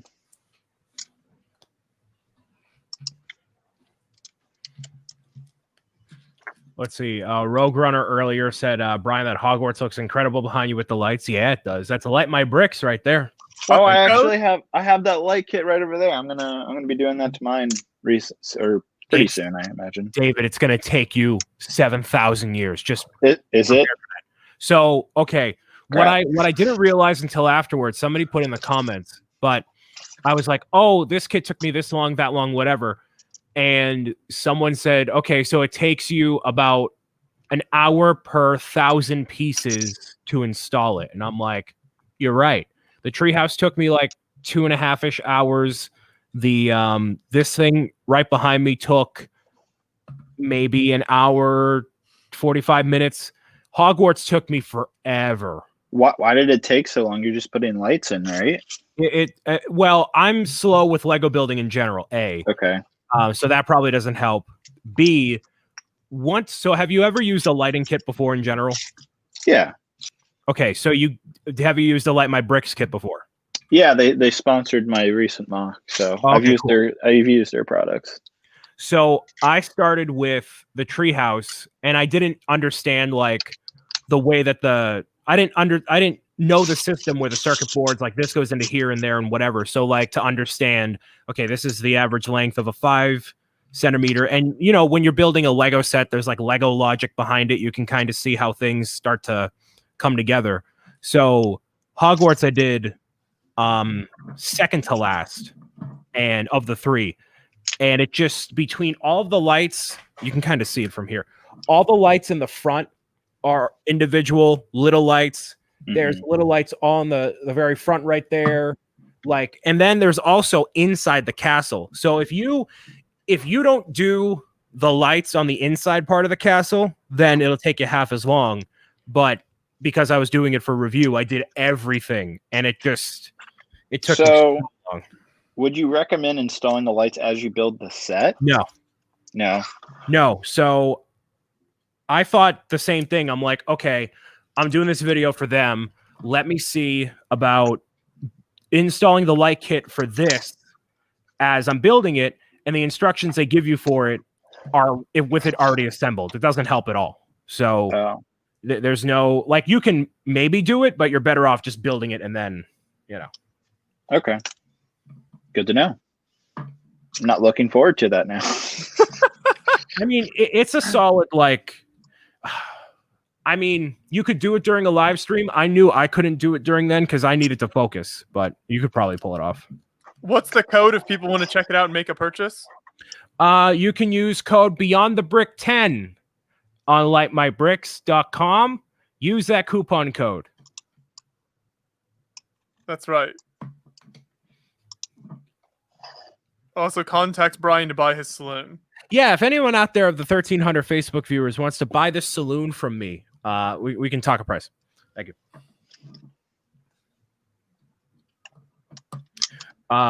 Tristan says, Brian got them slow hands. Meanwhile, David is like the Flash. No, you're right. You're right. I'm a very slow builder. Do you build pretty quickly, David? Do you feel like? I'm pretty good at it. Although I remember I did one of those building contests at Philly Brick Fest, and I was just, I don't know, it was a team building contest, and I remember it was I think it's Ryan was the owner of Brick Warriors. Yeah. It was against him and his wife, I think, if I remember correctly. And oh my God, he was like one of the fastest builders I've seen. He beat me by like a good like 10, maybe 5-10 minutes building like a Lego city set. And I was just like so ashamed of myself. I was like, wow. That's what I've found with those events over the years too. Like with Lego people, you've got like your average builder builds like a normal speed. You've got fast builders, and then you've got like the small amount of people who are just like insane and somehow just fly through builds. Yeah. So I guess I'd put myself as like a fast builder, but not like insane level. Right. Yeah. Some of those contests are crazy. Yeah, honestly. And Gotta open up remember, some new parts here. oh, what's the new part? Finding the next step here. Got to dig through the pieces. Oh, gotcha. I thought you were showcasing a new part. Oh. Have you guys gotten, I know these only come in the mosaic sets, but have you gotten this brick separator yet? This new Thick separator. thick boy? Yes. It's nice. I really like it.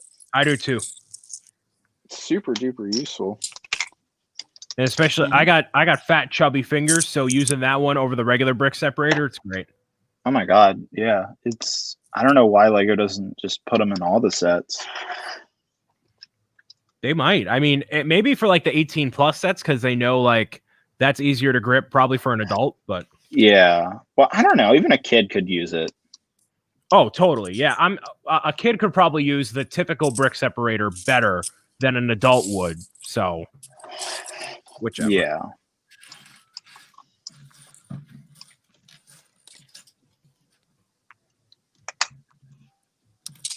I like the updated pirate prints here though. That's one of my complaints with the old classical pirate sets. It's always been the like super basic prints for a lot of them. Like some of the like Redbeard, the captain look cool and stuff, but a lot of the pirate minions kind of had very basic printing. So it's cool to see what they can do with them now. Yeah, Lego's really stepped up their printing abilities, especially in the collectible minifigure line. Right. That certainly showcased a lot of the best stuff. Always a fan of what Lego's able to do with the printing. I don't know. So many different fans call it something different. Like I think Lego, they don't even call it printing. They call it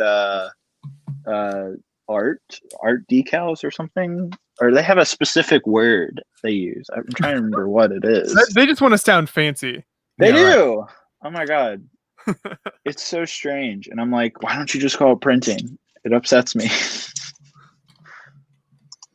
It's probably some like technical lingo they use in like the toy specific industry to like make themselves distinct Maybe. from other companies. Because it's basically like anytime you see those design interviews for like a big set, like you'll always see, I think it's maybe either the actual set designer or the graphic designer will just specifically say, if anybody in the comments wants to like figure that out, that'd be wonderful. Because I'm like kind of curious what they say again. I can't remember.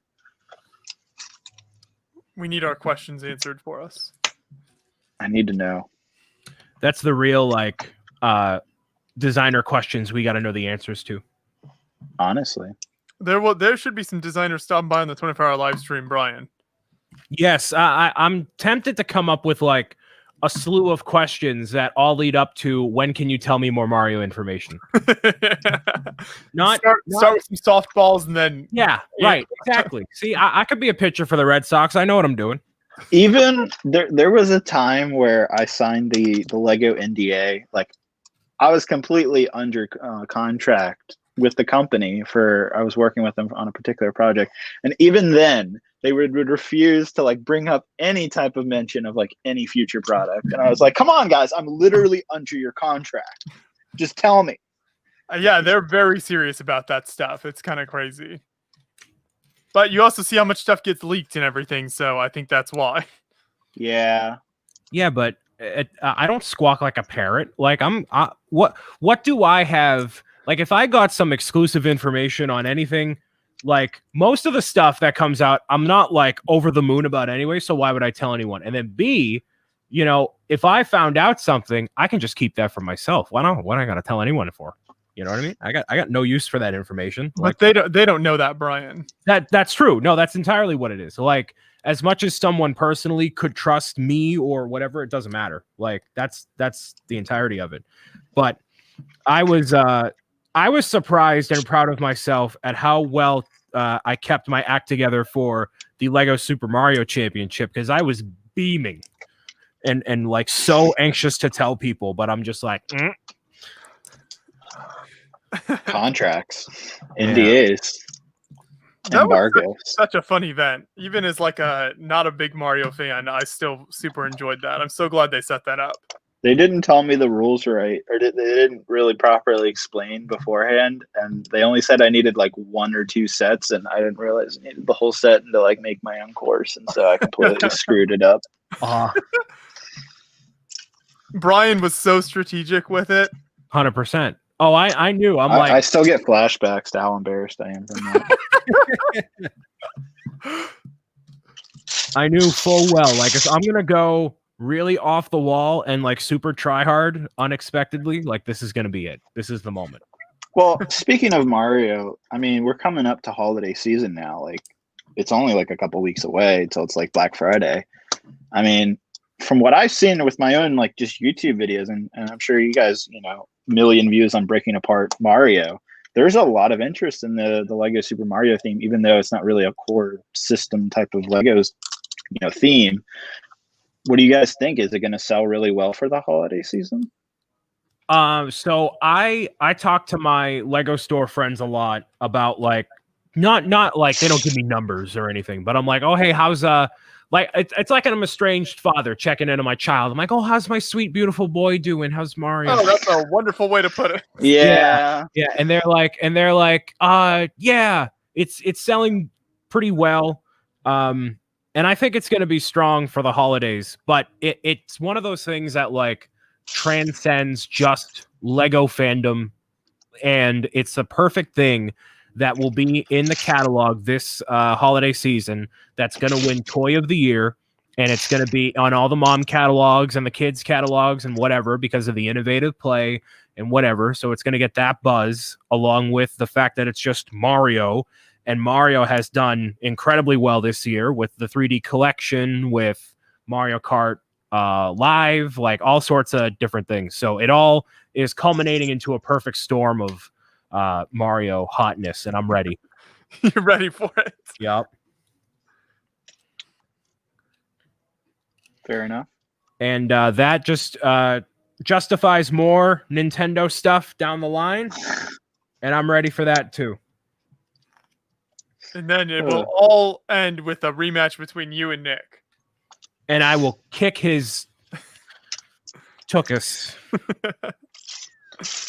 I'm still just frustrated with the Mario line, being that they just don't give you rules. And I get it, that's part of like the thing, but like right, the game just doesn't have many rules, and I think that's the biggest limitation of the theme. So from everything that I've seen, we really can't go a podcast without talking about this, without Mario, which I'm fine with. But it comes down to, you, David, how old are you? I'll be 24 in February. Okay, so So you're a 24. 24-year-old man, so am I. We're not going to play with this, right? This is definitely clearly not for us, but the joy comes from everything I've seen with kids playing with it is not just from playing the game itself, which becomes less relevant as you play with it, but you taking Mario around your house and having him interact with different surface colors and just having fun with him as more an action figure. And it can work with the Lego system as well. So, yeah. I That's actually loved the lack of rules with it. I thought was great because it just lets you do whatever. So like even me, like I said, like a casual Mario fan, just kind of knowing not a lot about it, could like take the characters, like the level I created for the championship, and just do fun stuff with them. You know, Brian gave me some tips as well.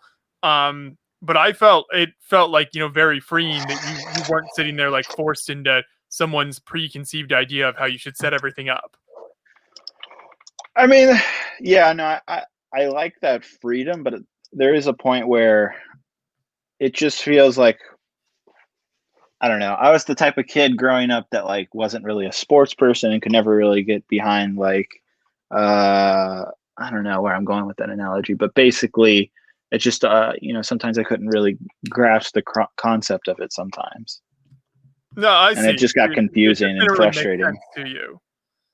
Yeah, and I can't be the only like person that thinks that way. I'm sure maybe the majority thinks like you guys, but it just, in my opinion, it was just kind of I don't know, a little bit more difficult to grasp on exactly what I'm supposed to do.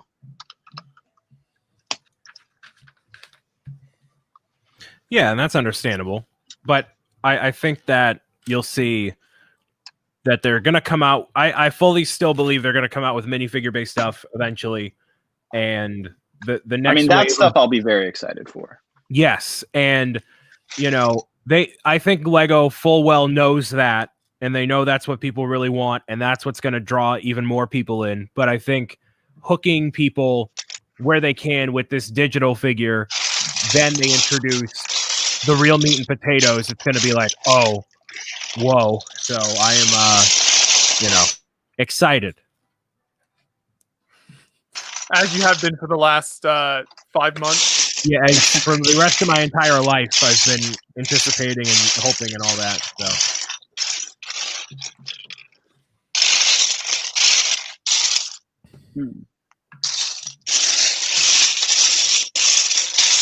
Should be a fun December build if you're doing the Elf Clubhouse. Yeah, so we actually have the Elf Clubhouse right over here. I have it right here, and I believe we're going to try to get Chris McVeigh on to like talk about the set, so that'll be cool. We are. I was just thinking this morning how I need to reach out to him and see what I can do to set that up. So hopefully we can get him on the stream.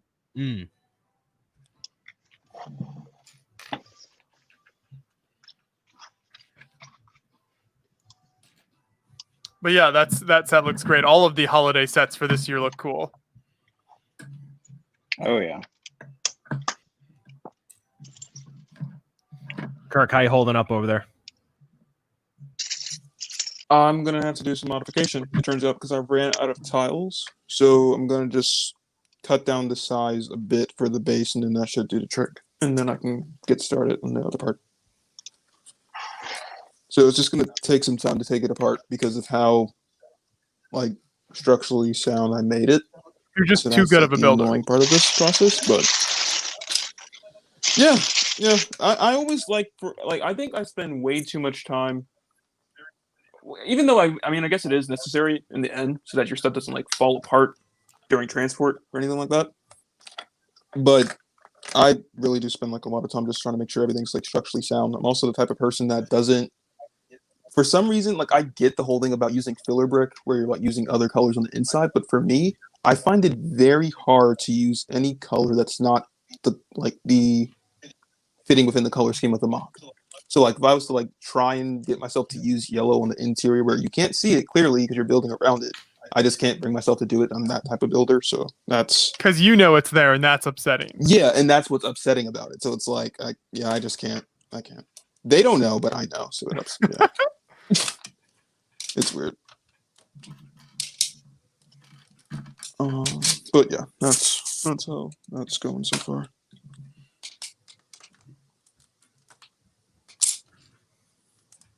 Building the interior of the ship here now. It's coming along nicely. Yeah, so you're going to find that's an interesting process when it comes down to building it, because you're building it kind of the ship and the island at the same time. And you're plugging in different sections, and it's all very interesting how it can like come apart fairly easily to make the ship. That sounds like fun. Do you have any interest in taking the ship into its the form it's supposed to be? You're gonna like take apart the island at some point? Yeah, I think I might. I think it'd be cool to have the ship on display, actually. I'll see what I think when the island is all finished, but I think having the ship on display would be really cool. Cool. And I think you were tossed on mute, David, because you were shuffling around bricks. So if you want to, there you go. Yeah, I put myself on mute. Trying to find a particular piece.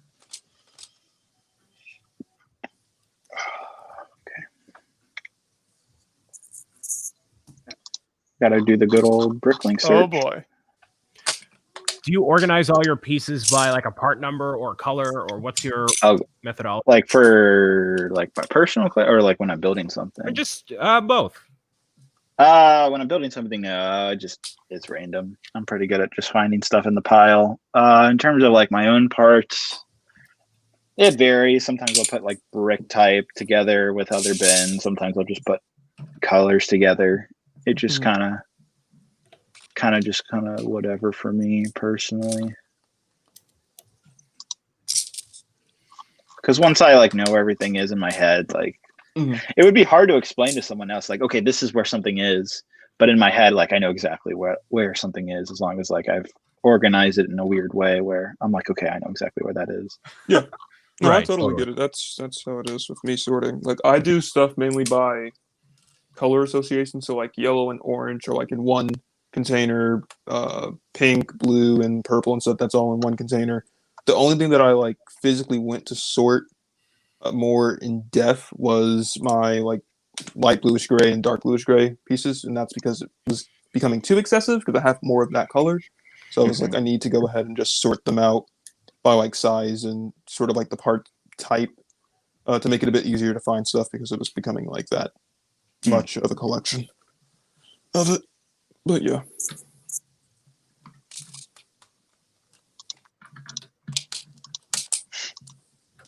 Oh boy. Oh wait. There we go. I was like, man, there's not a single set that made within the last like 10 years that has a 1x10 blue brick in it. But there is, and it's a Mario set. Hey, coming in clutch. It's the guarded fortress. There we go. Brian will sell you some along with a nice saloon. Hey. I'll be right back. I want to You know. mute my mic. Okay.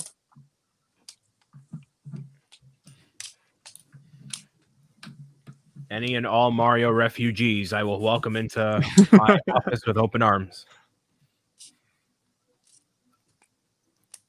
You know what this set reminds me of is touring the HMS Victory in England last year. Shout out to Trafalgar Square. Also, tomorrow is the anniversary of the Battle of Trafalgar, so I needed to get a mention in for that. There it is. Not that anyone out there needed to know.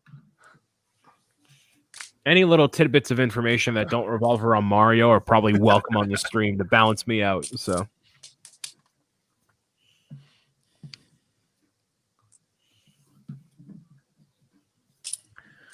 Kevin's halfway through his Bugatti, enjoying the build alongside you guys. Hey, thank you very much, Kevin. Glad you can follow along with our shenanigans and enjoy your time with us. Thank you. Bugatti, that's quite the build there. I got my missing brick. I'm so excited. The one brick I needed. And you can thank Lego Mario for it. Yeah, honestly. It's the gift that keeps on giving, Lego Mario.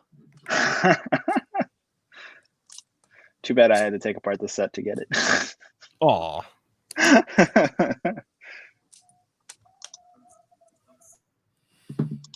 Shout out to all 0 viewers on Periscope right now. Greatly appreciate your support. Thank you. We can.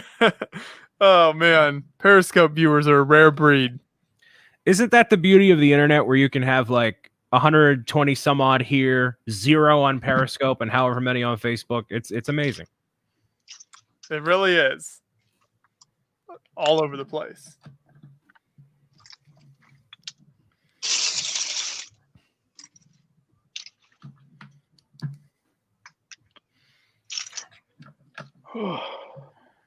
But Periscope isn't really known for like long-term live stream watching. It's like here randomly for like 5 minutes live to show you a thing. You know, it all depends. Not for 3-hour-long live streams? No, not typically. No. Twitch, on the other hand, yes, that's where you'd find this stuff. I have yet to use Twitch to live stream. Yeah, I've I just keep thinking we should maybe stream these things to Twitch, and I guess we've never done that, but I don't know. Brian, you say it gets too confusing, right? Like, 'cause then you get too many people from like too many different spots commenting. Well, for me, as somebody who not only plays video games, but reads the chat and has a conversation with the chat, and also inputting my thought, my mind is always in like 7 different places at once.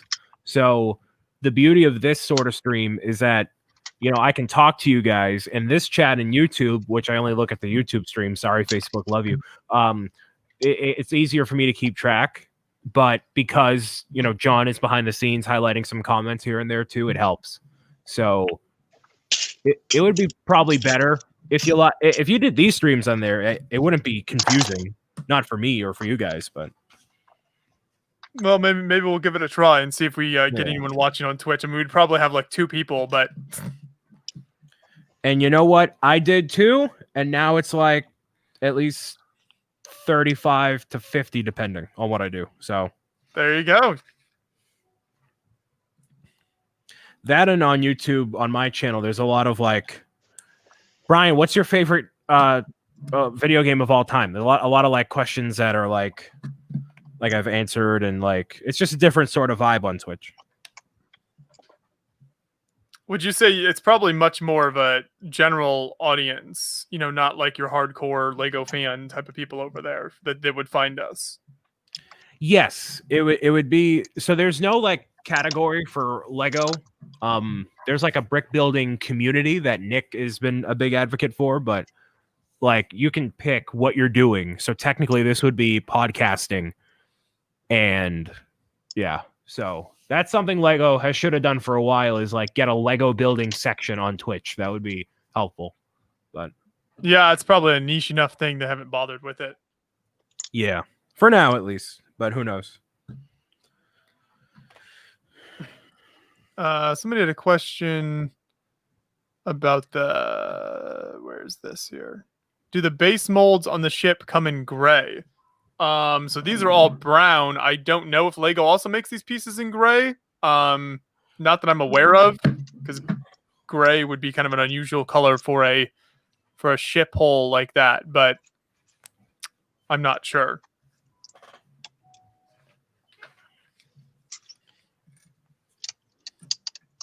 How's the Harry Potter set, Brian? It's good. It's a little bit at a time. I have this front facade here. I also have this greenhouse portion here. I'm currently working on the actual build for the castle, or the second part of the castle now. So there's like a taller section and a shorter section. So the shorter section I've already done. The taller one is what I'm currently working on. And that's a Hogwarts set?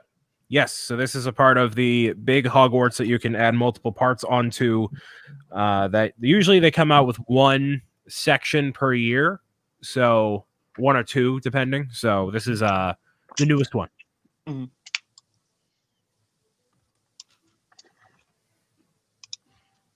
How many versions of Hogwarts have you built over the years?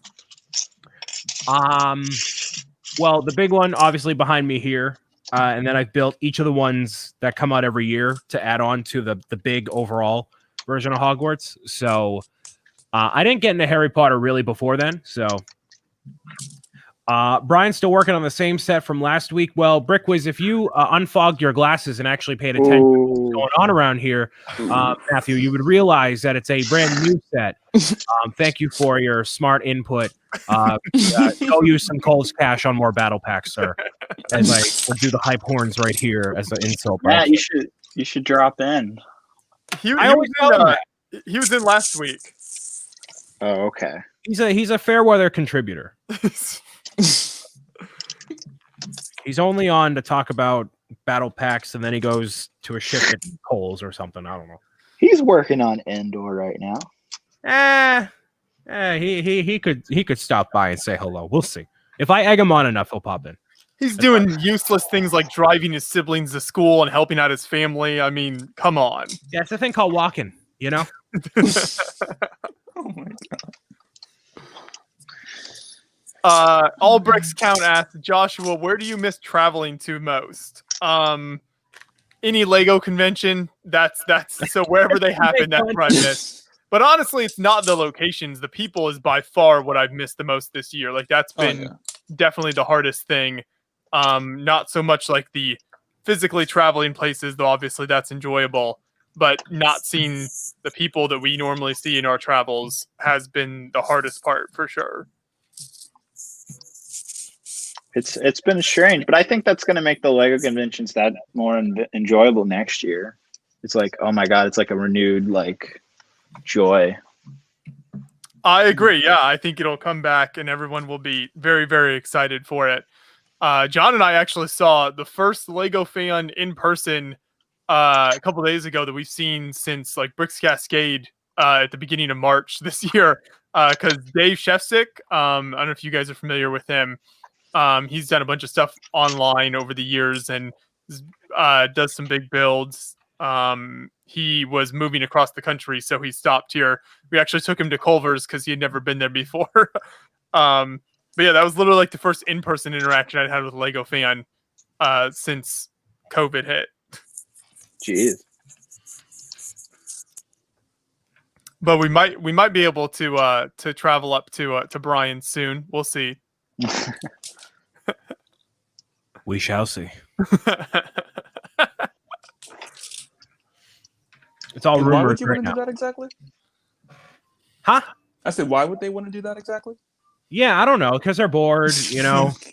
I offered Kevin to exist in the same vicinity, so then they were like, "Oh yes, now we'll go." Yeah. Oh, of course. I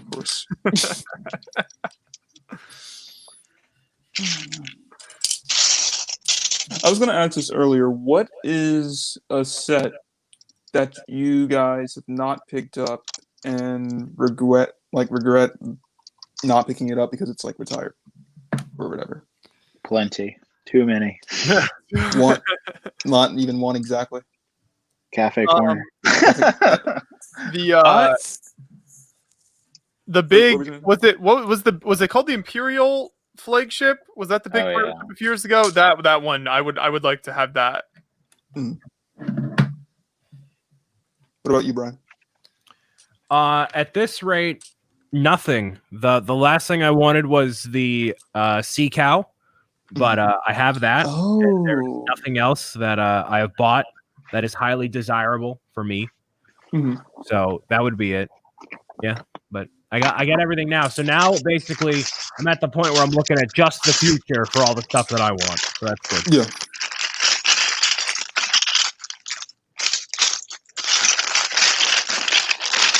Let's see. What about you, Kirk?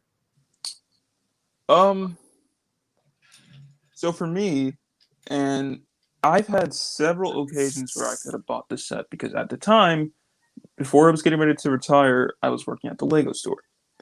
And it's a set called the Firehouse Headquarters, I believe is what the name is, from Ghostbusters.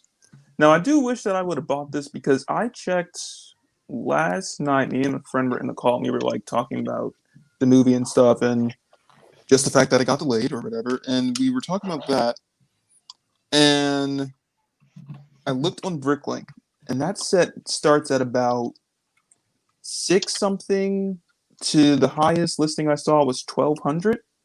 Ooh. And I'm just like, that's rough because I had several opportunities to get it. And you know what I did instead? I got all the Infinity War sets because at that time I was working on Wakanda, and it was kind of a necessary thing. And so that's what caused that not to happen. And I did not realize that the set was actually getting ready to retire. So that's yeah.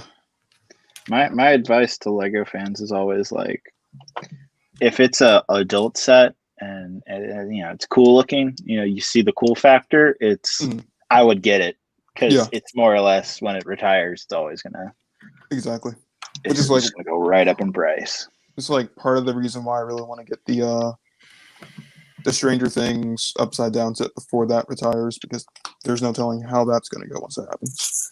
Yeah, exactly. I feel guilty though because I did have a sealed Firehouse just sitting on top of my shelf, and I had it on Bricklink listed for like $650, and it just randomly sold a couple months ago.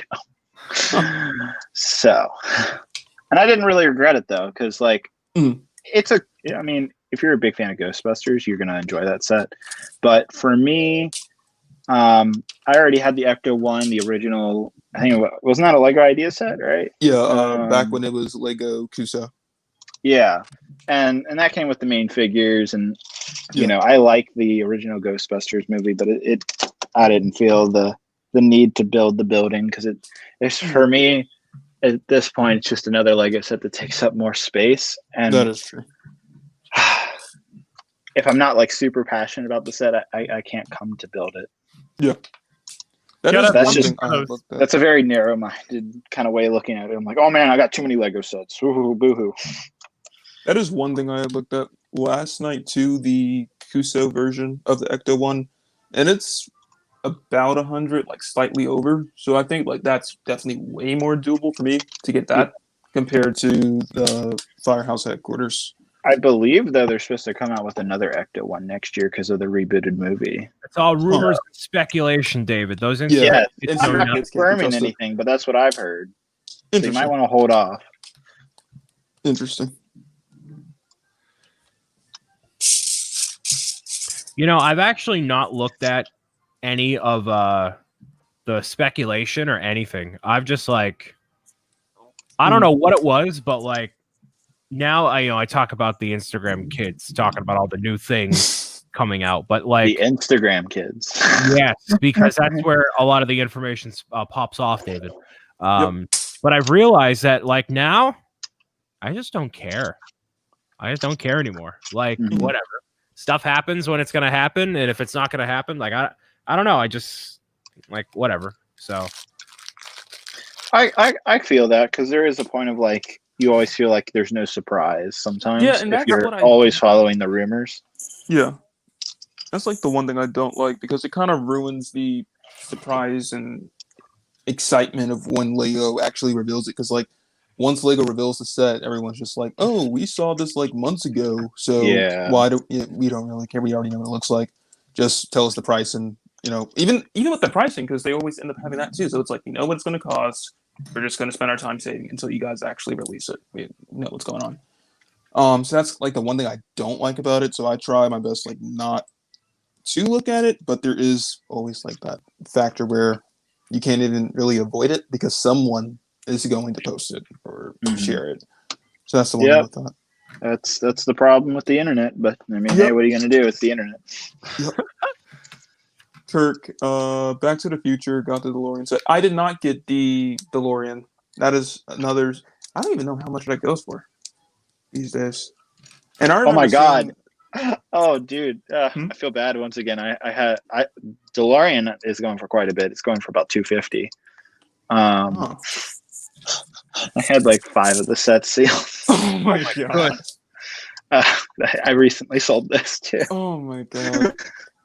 Yeah, that's like another one. I remember when I was younger and going to New York City, there's the Scholastic store. And so they had that there. And I remember going inside there. They had like one box that was, I think, like 1,000 pieces or something, like random Lego parts. And then they had the DeLorean there. I saw that. That was like a set that I found like really interesting and wanted. But at the time, did not pick that up. So that was one thing.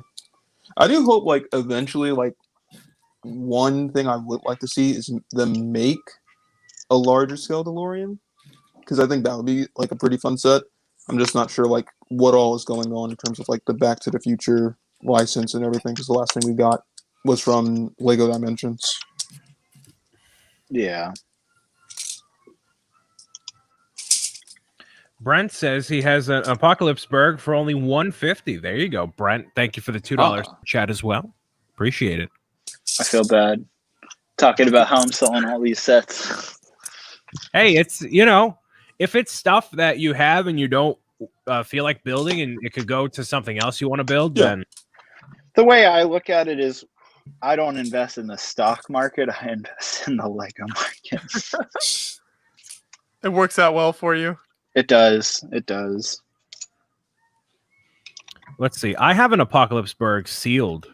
The box is dinged up, but oh my goodness, great! Holy more! Wow, that is a lot. Yeah, Okay. the prices the sets go to are just—it's insane. It always blows my mind, even though it continues to happen all the time. It still surprises me. Oh yeah, but I have to say though, I mean, I actually like Ninjago City was one of the sets that I really wish I got for full retail when it was available, and unfortunately, it just never crossed my mind to buy that set. And then thankfully, earlier this year, I found someone who was willing to just sell it for like, I think it was only like $50 more than the retail price, which isn't that bad considering I think the Ninjago City set's going for, I want to say like $600, $700. So there, there are times if you get lucky, if you have the right contacts, you can manage that secondary market.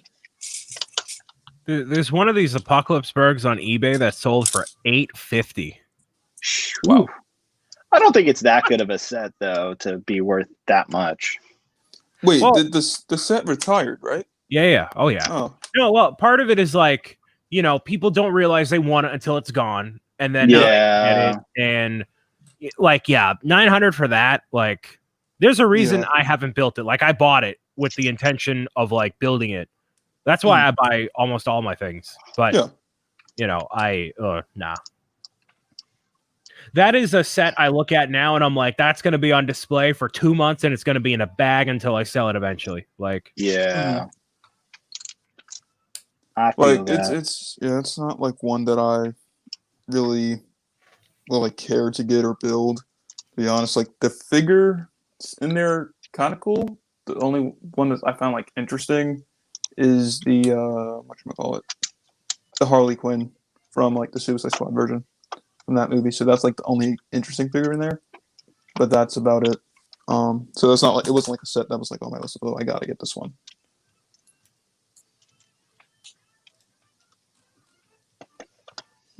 Yeah. Let's see. Golden Light was happy that he got the Ecto 1 and DeLorean before the prices really went up.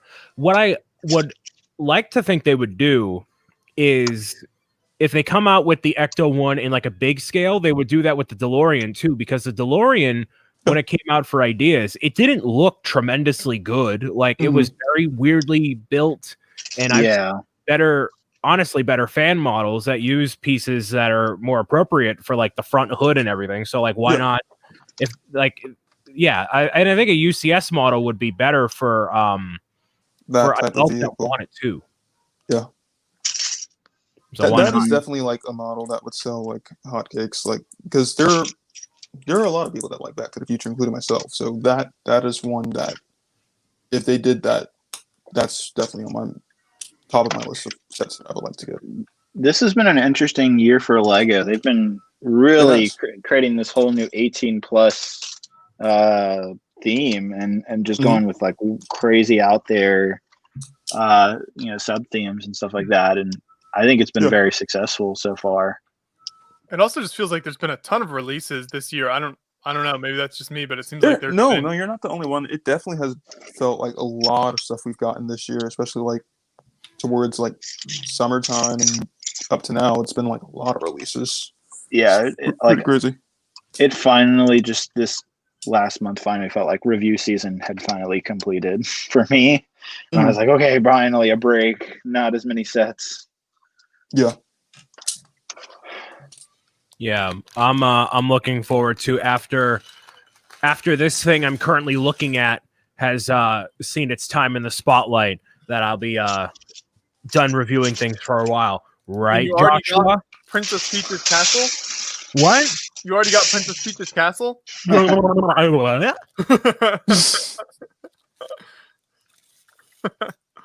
By the way, Joshua, I like, if you ever know anything like that and you don't tell me, I'd sooner quit and never talk to anybody in the No, Lego community The ever betrayal again. would cut so deep. I'll excommunicate myself from the Lego community. I'll do it. I don't care. I'm done. What if they make me sign some scary NDA? I don't care. You know that you can tell. Who am I going to tell? Kirk? I'm not going to tell him nothing. So Kirk's just like, man, I'm just building over here, and you keep calling me out, Brian. No, Boy. you will be the first to know, Brian. I better be. If any of you find anything, Sounds it's like a goes threat. to you, David. I don't care what you sign.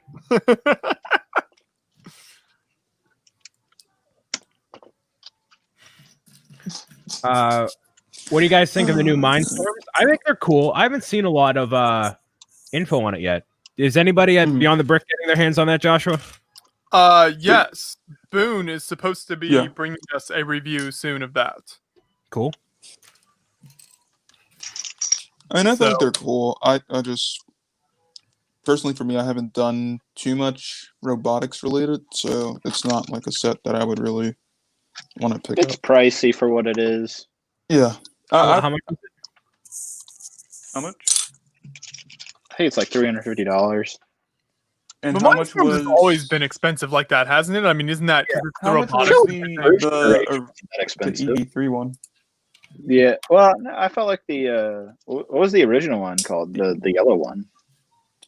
The I yellow think ones NXT, years ago. I think. No, that was second No? generation. So what's? Hold on, let me see.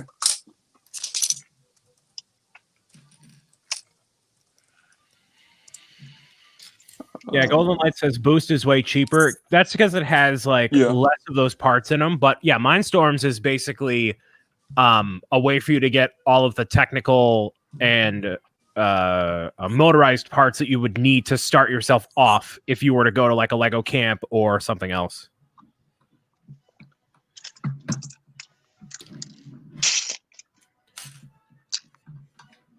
Robotics Invention System, Mr. Hinkle with the assist in the chat. Oh, there you go. I really enjoyed the first generation because it integrated with the system bricks and not the Technic system. I always really like that, and it kind of still is used today a little bit because of that. Yeah, it's very Technic focused now, isn't it? Mm-hmm. I think that's my like kind of issue with it. Is it only focuses on Technic? The thing I would love to build is that Mindstorms car, that Porsche. That looks dope. Wait, where's that at? Oh yeah, I saw that. It was like a what was it? It was like some type of ideas thing. No, it got revealed a little while ago. It's official and everything as far as I know. Oh, And it's like an actual set that it has like a motion sensor in the front and a bunch of other things that like actually help the car go along. And it looks really cool. It's all white and like green. It's like a really cool color scheme. I still got to build the Lamborghini. I have that set sitting around. Speaking of that, what's your favorite Technic color, David? Ooh, I guess I really like that dark blue Bugatti color. Oh, I've reached that point of the live stream now. Oh god, Brian, that is not Brian's favorite question mark at all. Brian knows a lot about Technic. Oh yeah, big Technic fan right there. That's why we're sending him like I love Technic. every single Technic set ever for the 24-hour live stream. He's gonna just build that live. That's why we're doing that. Anyone help with the first Lego League? No, Esh Daddy. That was a big selling point for people coming into the Lego store where there was like a first Lego League thing going on down the street from the location, and people would come in and like take the course and then buy the Mindstorms kit. It happened all the time. First Lego League and the people involved with it is something that I've like really come to respect over the years doing stuff in the Lego community. Even though there isn't a lot of like interaction between them and what happens at conventions, just being able to, you know, interview different people involved with that over the years. It's really cool, that whole program, and I think what it does for kids is just super awesome. I agree. I actually did it for a couple of years when I was younger.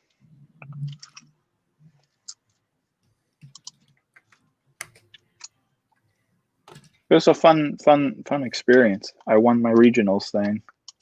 Ooh, nice. Did you have a Star Wars themed robot? No, my team wouldn't allow it. You're like, I've got 1,000 clones over here, though. Can't we use these? This was before that time, actually. Oh, it was even before that. Okay. Mm-hmm. Yeah. So is there ever a point with like clone army building that you would just like call it quits, David? I already did. I did it. I stopped collecting clone troopers back in 2015. That was kind of like my thing. But with this year's 501st set, it did come out. It did kind of bring out like, okay, let's build armies again. But right out of retirement. I mean, I'm not planning on buying like 1,000 plus of them or anything crazy. I have I think I have like 100 or so, and that's plenty. It's enough for any mock. But what's funny actually is when I quit First Lego League, my school, which they had provided like those NXT and the original Mindstorms, they had kits, those Lego education kits, right? They actually decided to just drop the program that year, and they didn't want to continue doing First Lego League at my school. And because I think I was like team captain or whatever, they were like, hey, you know, we're not going to continue doing Lego robotics or whatever. Do you want these kits? And I'm like, yeah. Wow. So I actually still have like 7 or 8 of those kits just kind of sitting in storage, which they're not cheap. They're like $300 kits. I mean, they're probably not worth as much now, but it's still really cool because I have used some of the motors and stuff like that over the years. You should see if you can donate them to school or something for a program. I mean, unless you have a use in mind for them. Well, the only problem is I've kind of taken parts from them over the years. So, I mean, I could do that, but then they'd be like, well, you're missing like stuff. And I'm like, oh, I don't know what happened.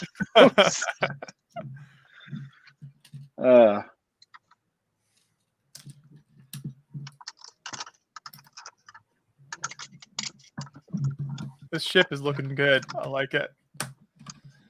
Yeah, how much of it are you looking to get done today? Probably finish this step and maybe wrap it up. It's gonna be probably a 3-stream build for me because I build very slowly. It's fair enough. Whenever you have a build, I get to like the second to last bag, and then like you're like, all right, we're done. And I'm like, oh, cool. So like last time I didn't build the car that went to the house. I'm gonna end off on this bag here. Got some off-camera building to do.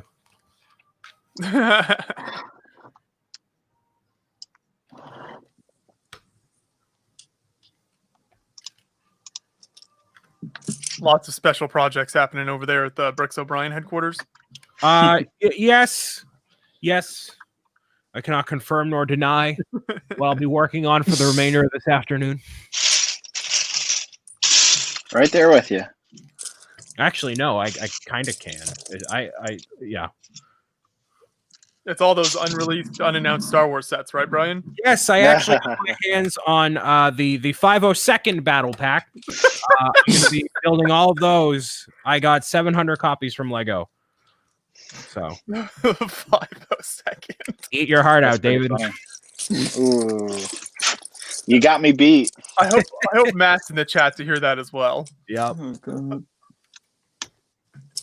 Speaking of projects, so I think I mentioned this during the previous quarantine cast, I was going to be working on the stream for Instructions Plus with Waco.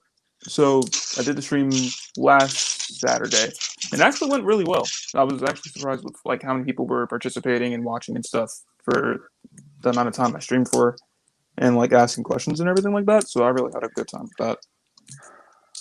So what kind of interactions did you have? Were there some good questions? So just like questions in like how the app works mainly, what all it's capable of doing in terms of like the building process, since it is 3D instructions, and the availability of it, how wide does it span across, like in terms of like years of sets and everything like that. So I was able to answer that, and also whatever bit like side conversation with the viewers as well, just to kind of keep the conversation going throughout the stream, because it was like a 3-hour stream building the set. So there was that. So overall, it really turned out well, and a few people downloaded the app as well to be able to test it out, and with certain sets that they had that have the Instruction Plus label on it. So I'm surprised with the turnout of it. I'm glad it went well. That's cool. Yeah.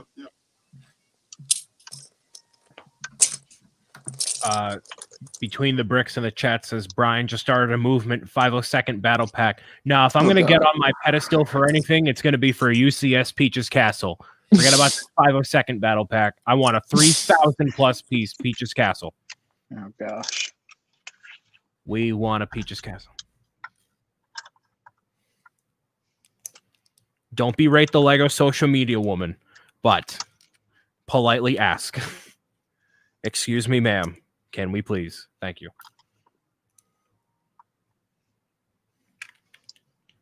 It'll come eventually, Brian. You know what? That's what I've been thinking. Just about everything in life. Good things come to those who wait. And I just got to sit here just like. And if it doesn't, you can commission Joseph Zawada to build you one. True. Very true.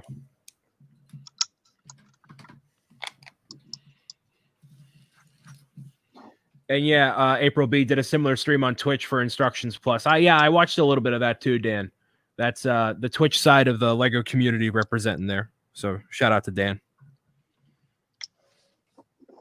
We really got to get into that space with these shows. I think that's what the Twitch Lego community needs, is a quarantine cast over there.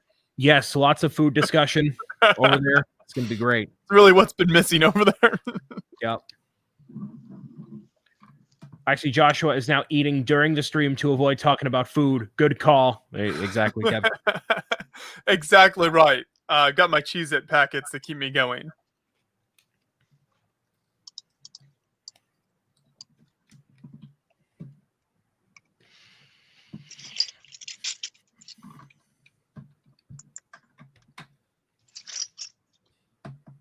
About to build these sub models together, which I'm really excited about. Did you do all 100 of them?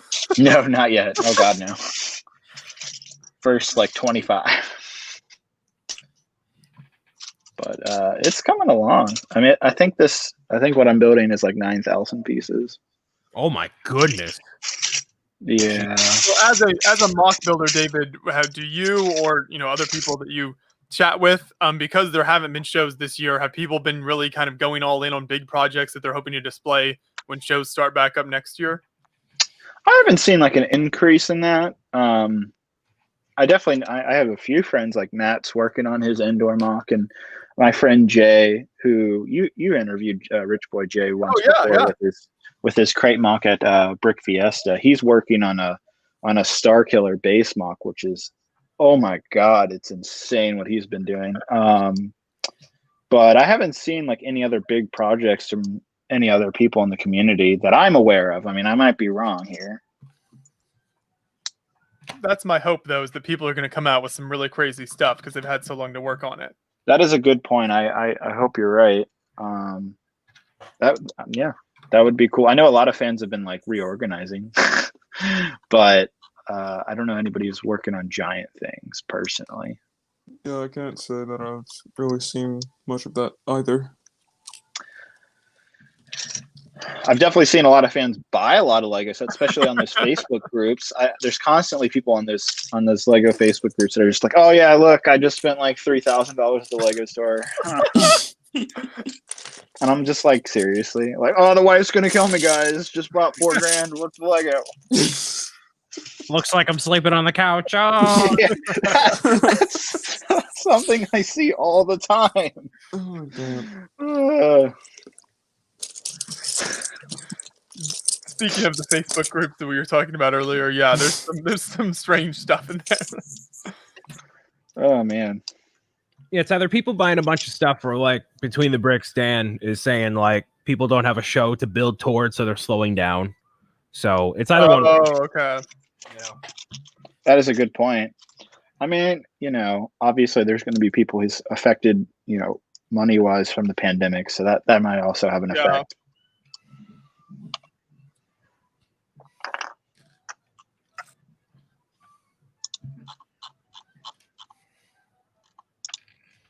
There's no stickers in this set, is there? So everything's printed. That's nice. Yeah, don't believe so.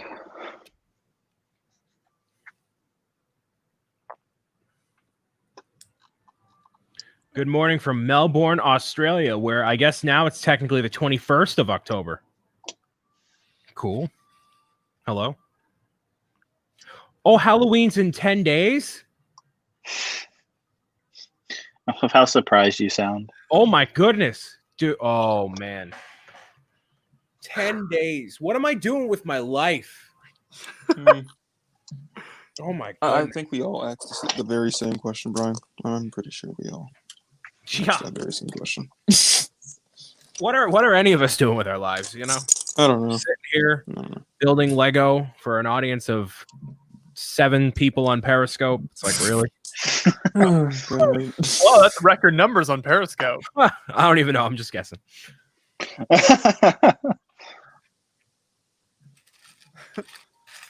The 1 or 2 people who do tune in there, they feel so like outcasts. I'm sorry. We welcome all platforms here at Beyond the Brick. Yes, of course. If we could stream to TikTok, we would.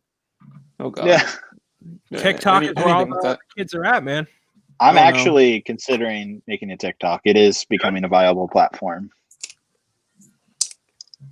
I will not be joining you on that endeavor. No.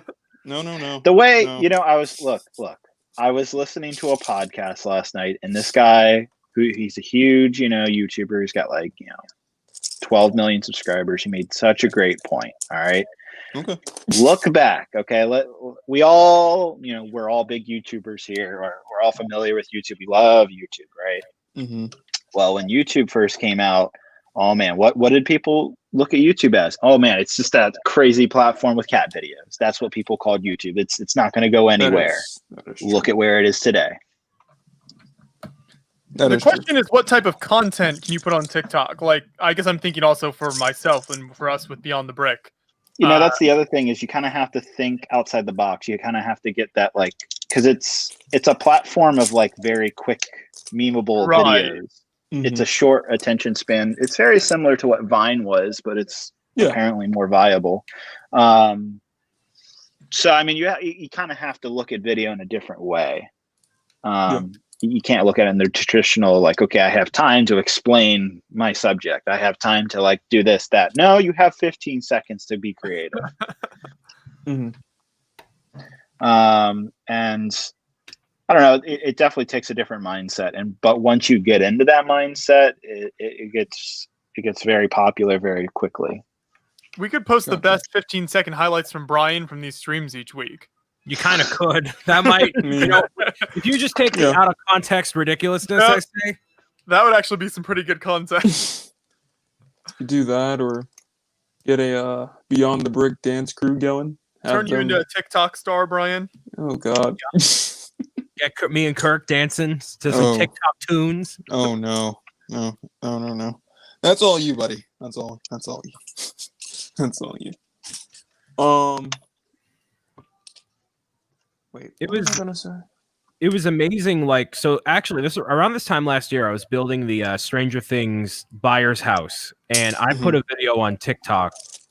Like actually, like a year ago, and I literally just used a song that was trending at the time, and I just did a pan over of me building the set while watching the show and showing the figures and whatnot with the car, and it got tens of thousands of views, and like it was super popular for what it was. And like it can even be small videos like that just to like, and the big thing with TikTok in terms of discovery is the music portion of it. So that's where a lot of people are discovered. And yep, you're right on the ball there. And that's what I've heard people say is like discoverability is insane over there, and just the amount of like views and interactions you can get is really crazy. Yes. Yeah, you can get like 1 million likes or something ridiculous. Yep. And it's a matter of just making sure the content is like suitable for it. So like, yeah, if you just do a standard Lego review video, it's not going to work. But like, you know, like something. If you get creative with it. Yes. And I knew for me, like I couldn't keep up with it. And I knew my content wouldn't suit that, so I just didn't put a good effort into it. But I'm sure if I did, from the time I first started, what would have been a year ago until now, consistently, I would probably have thousands of followers. There you go. And you may be like, Brian, why don't you start now? Because I'm lazy. So I think we need to make Brian the new head of TikTok here at Beyond the Brick. I mean, you could, but what's that fat paycheck looking like? What are we talking here? 100 G's? Let's go. I'm in. Pitch your plan to John. There we go.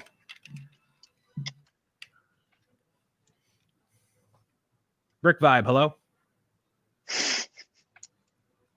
All brinks count with the 99 Canadian. Thank you. Canadian? What? CA? Yeah, thank you for the super chat. Appreciate it.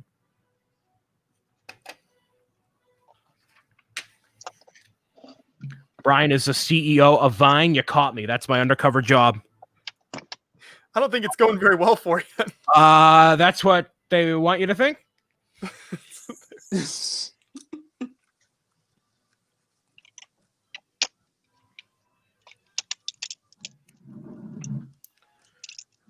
All right. This upstairs is almost done, Joshua. I think you and I are going to finish at the exact same time. Oh, there we go. Perfect. Now, this is awesome. I love the look of this here. Let me full screen this. You got the boat hole, the door that opens up, and then all the bottles and details inside there, little candles, some beds, and then all this overgrown stuff, which I'm sure is when it's wrecked on the island will fit in nicely. Am I supposed to have 1x4 plates left over? I feel like that's a big part. I feel like I should have put these on somewhere. Yeah, probably somewhere. I now have a brown 1x4 and a black 1x4, and that doesn't seem right. Yeah, you probably missed something somewhere, but I always do.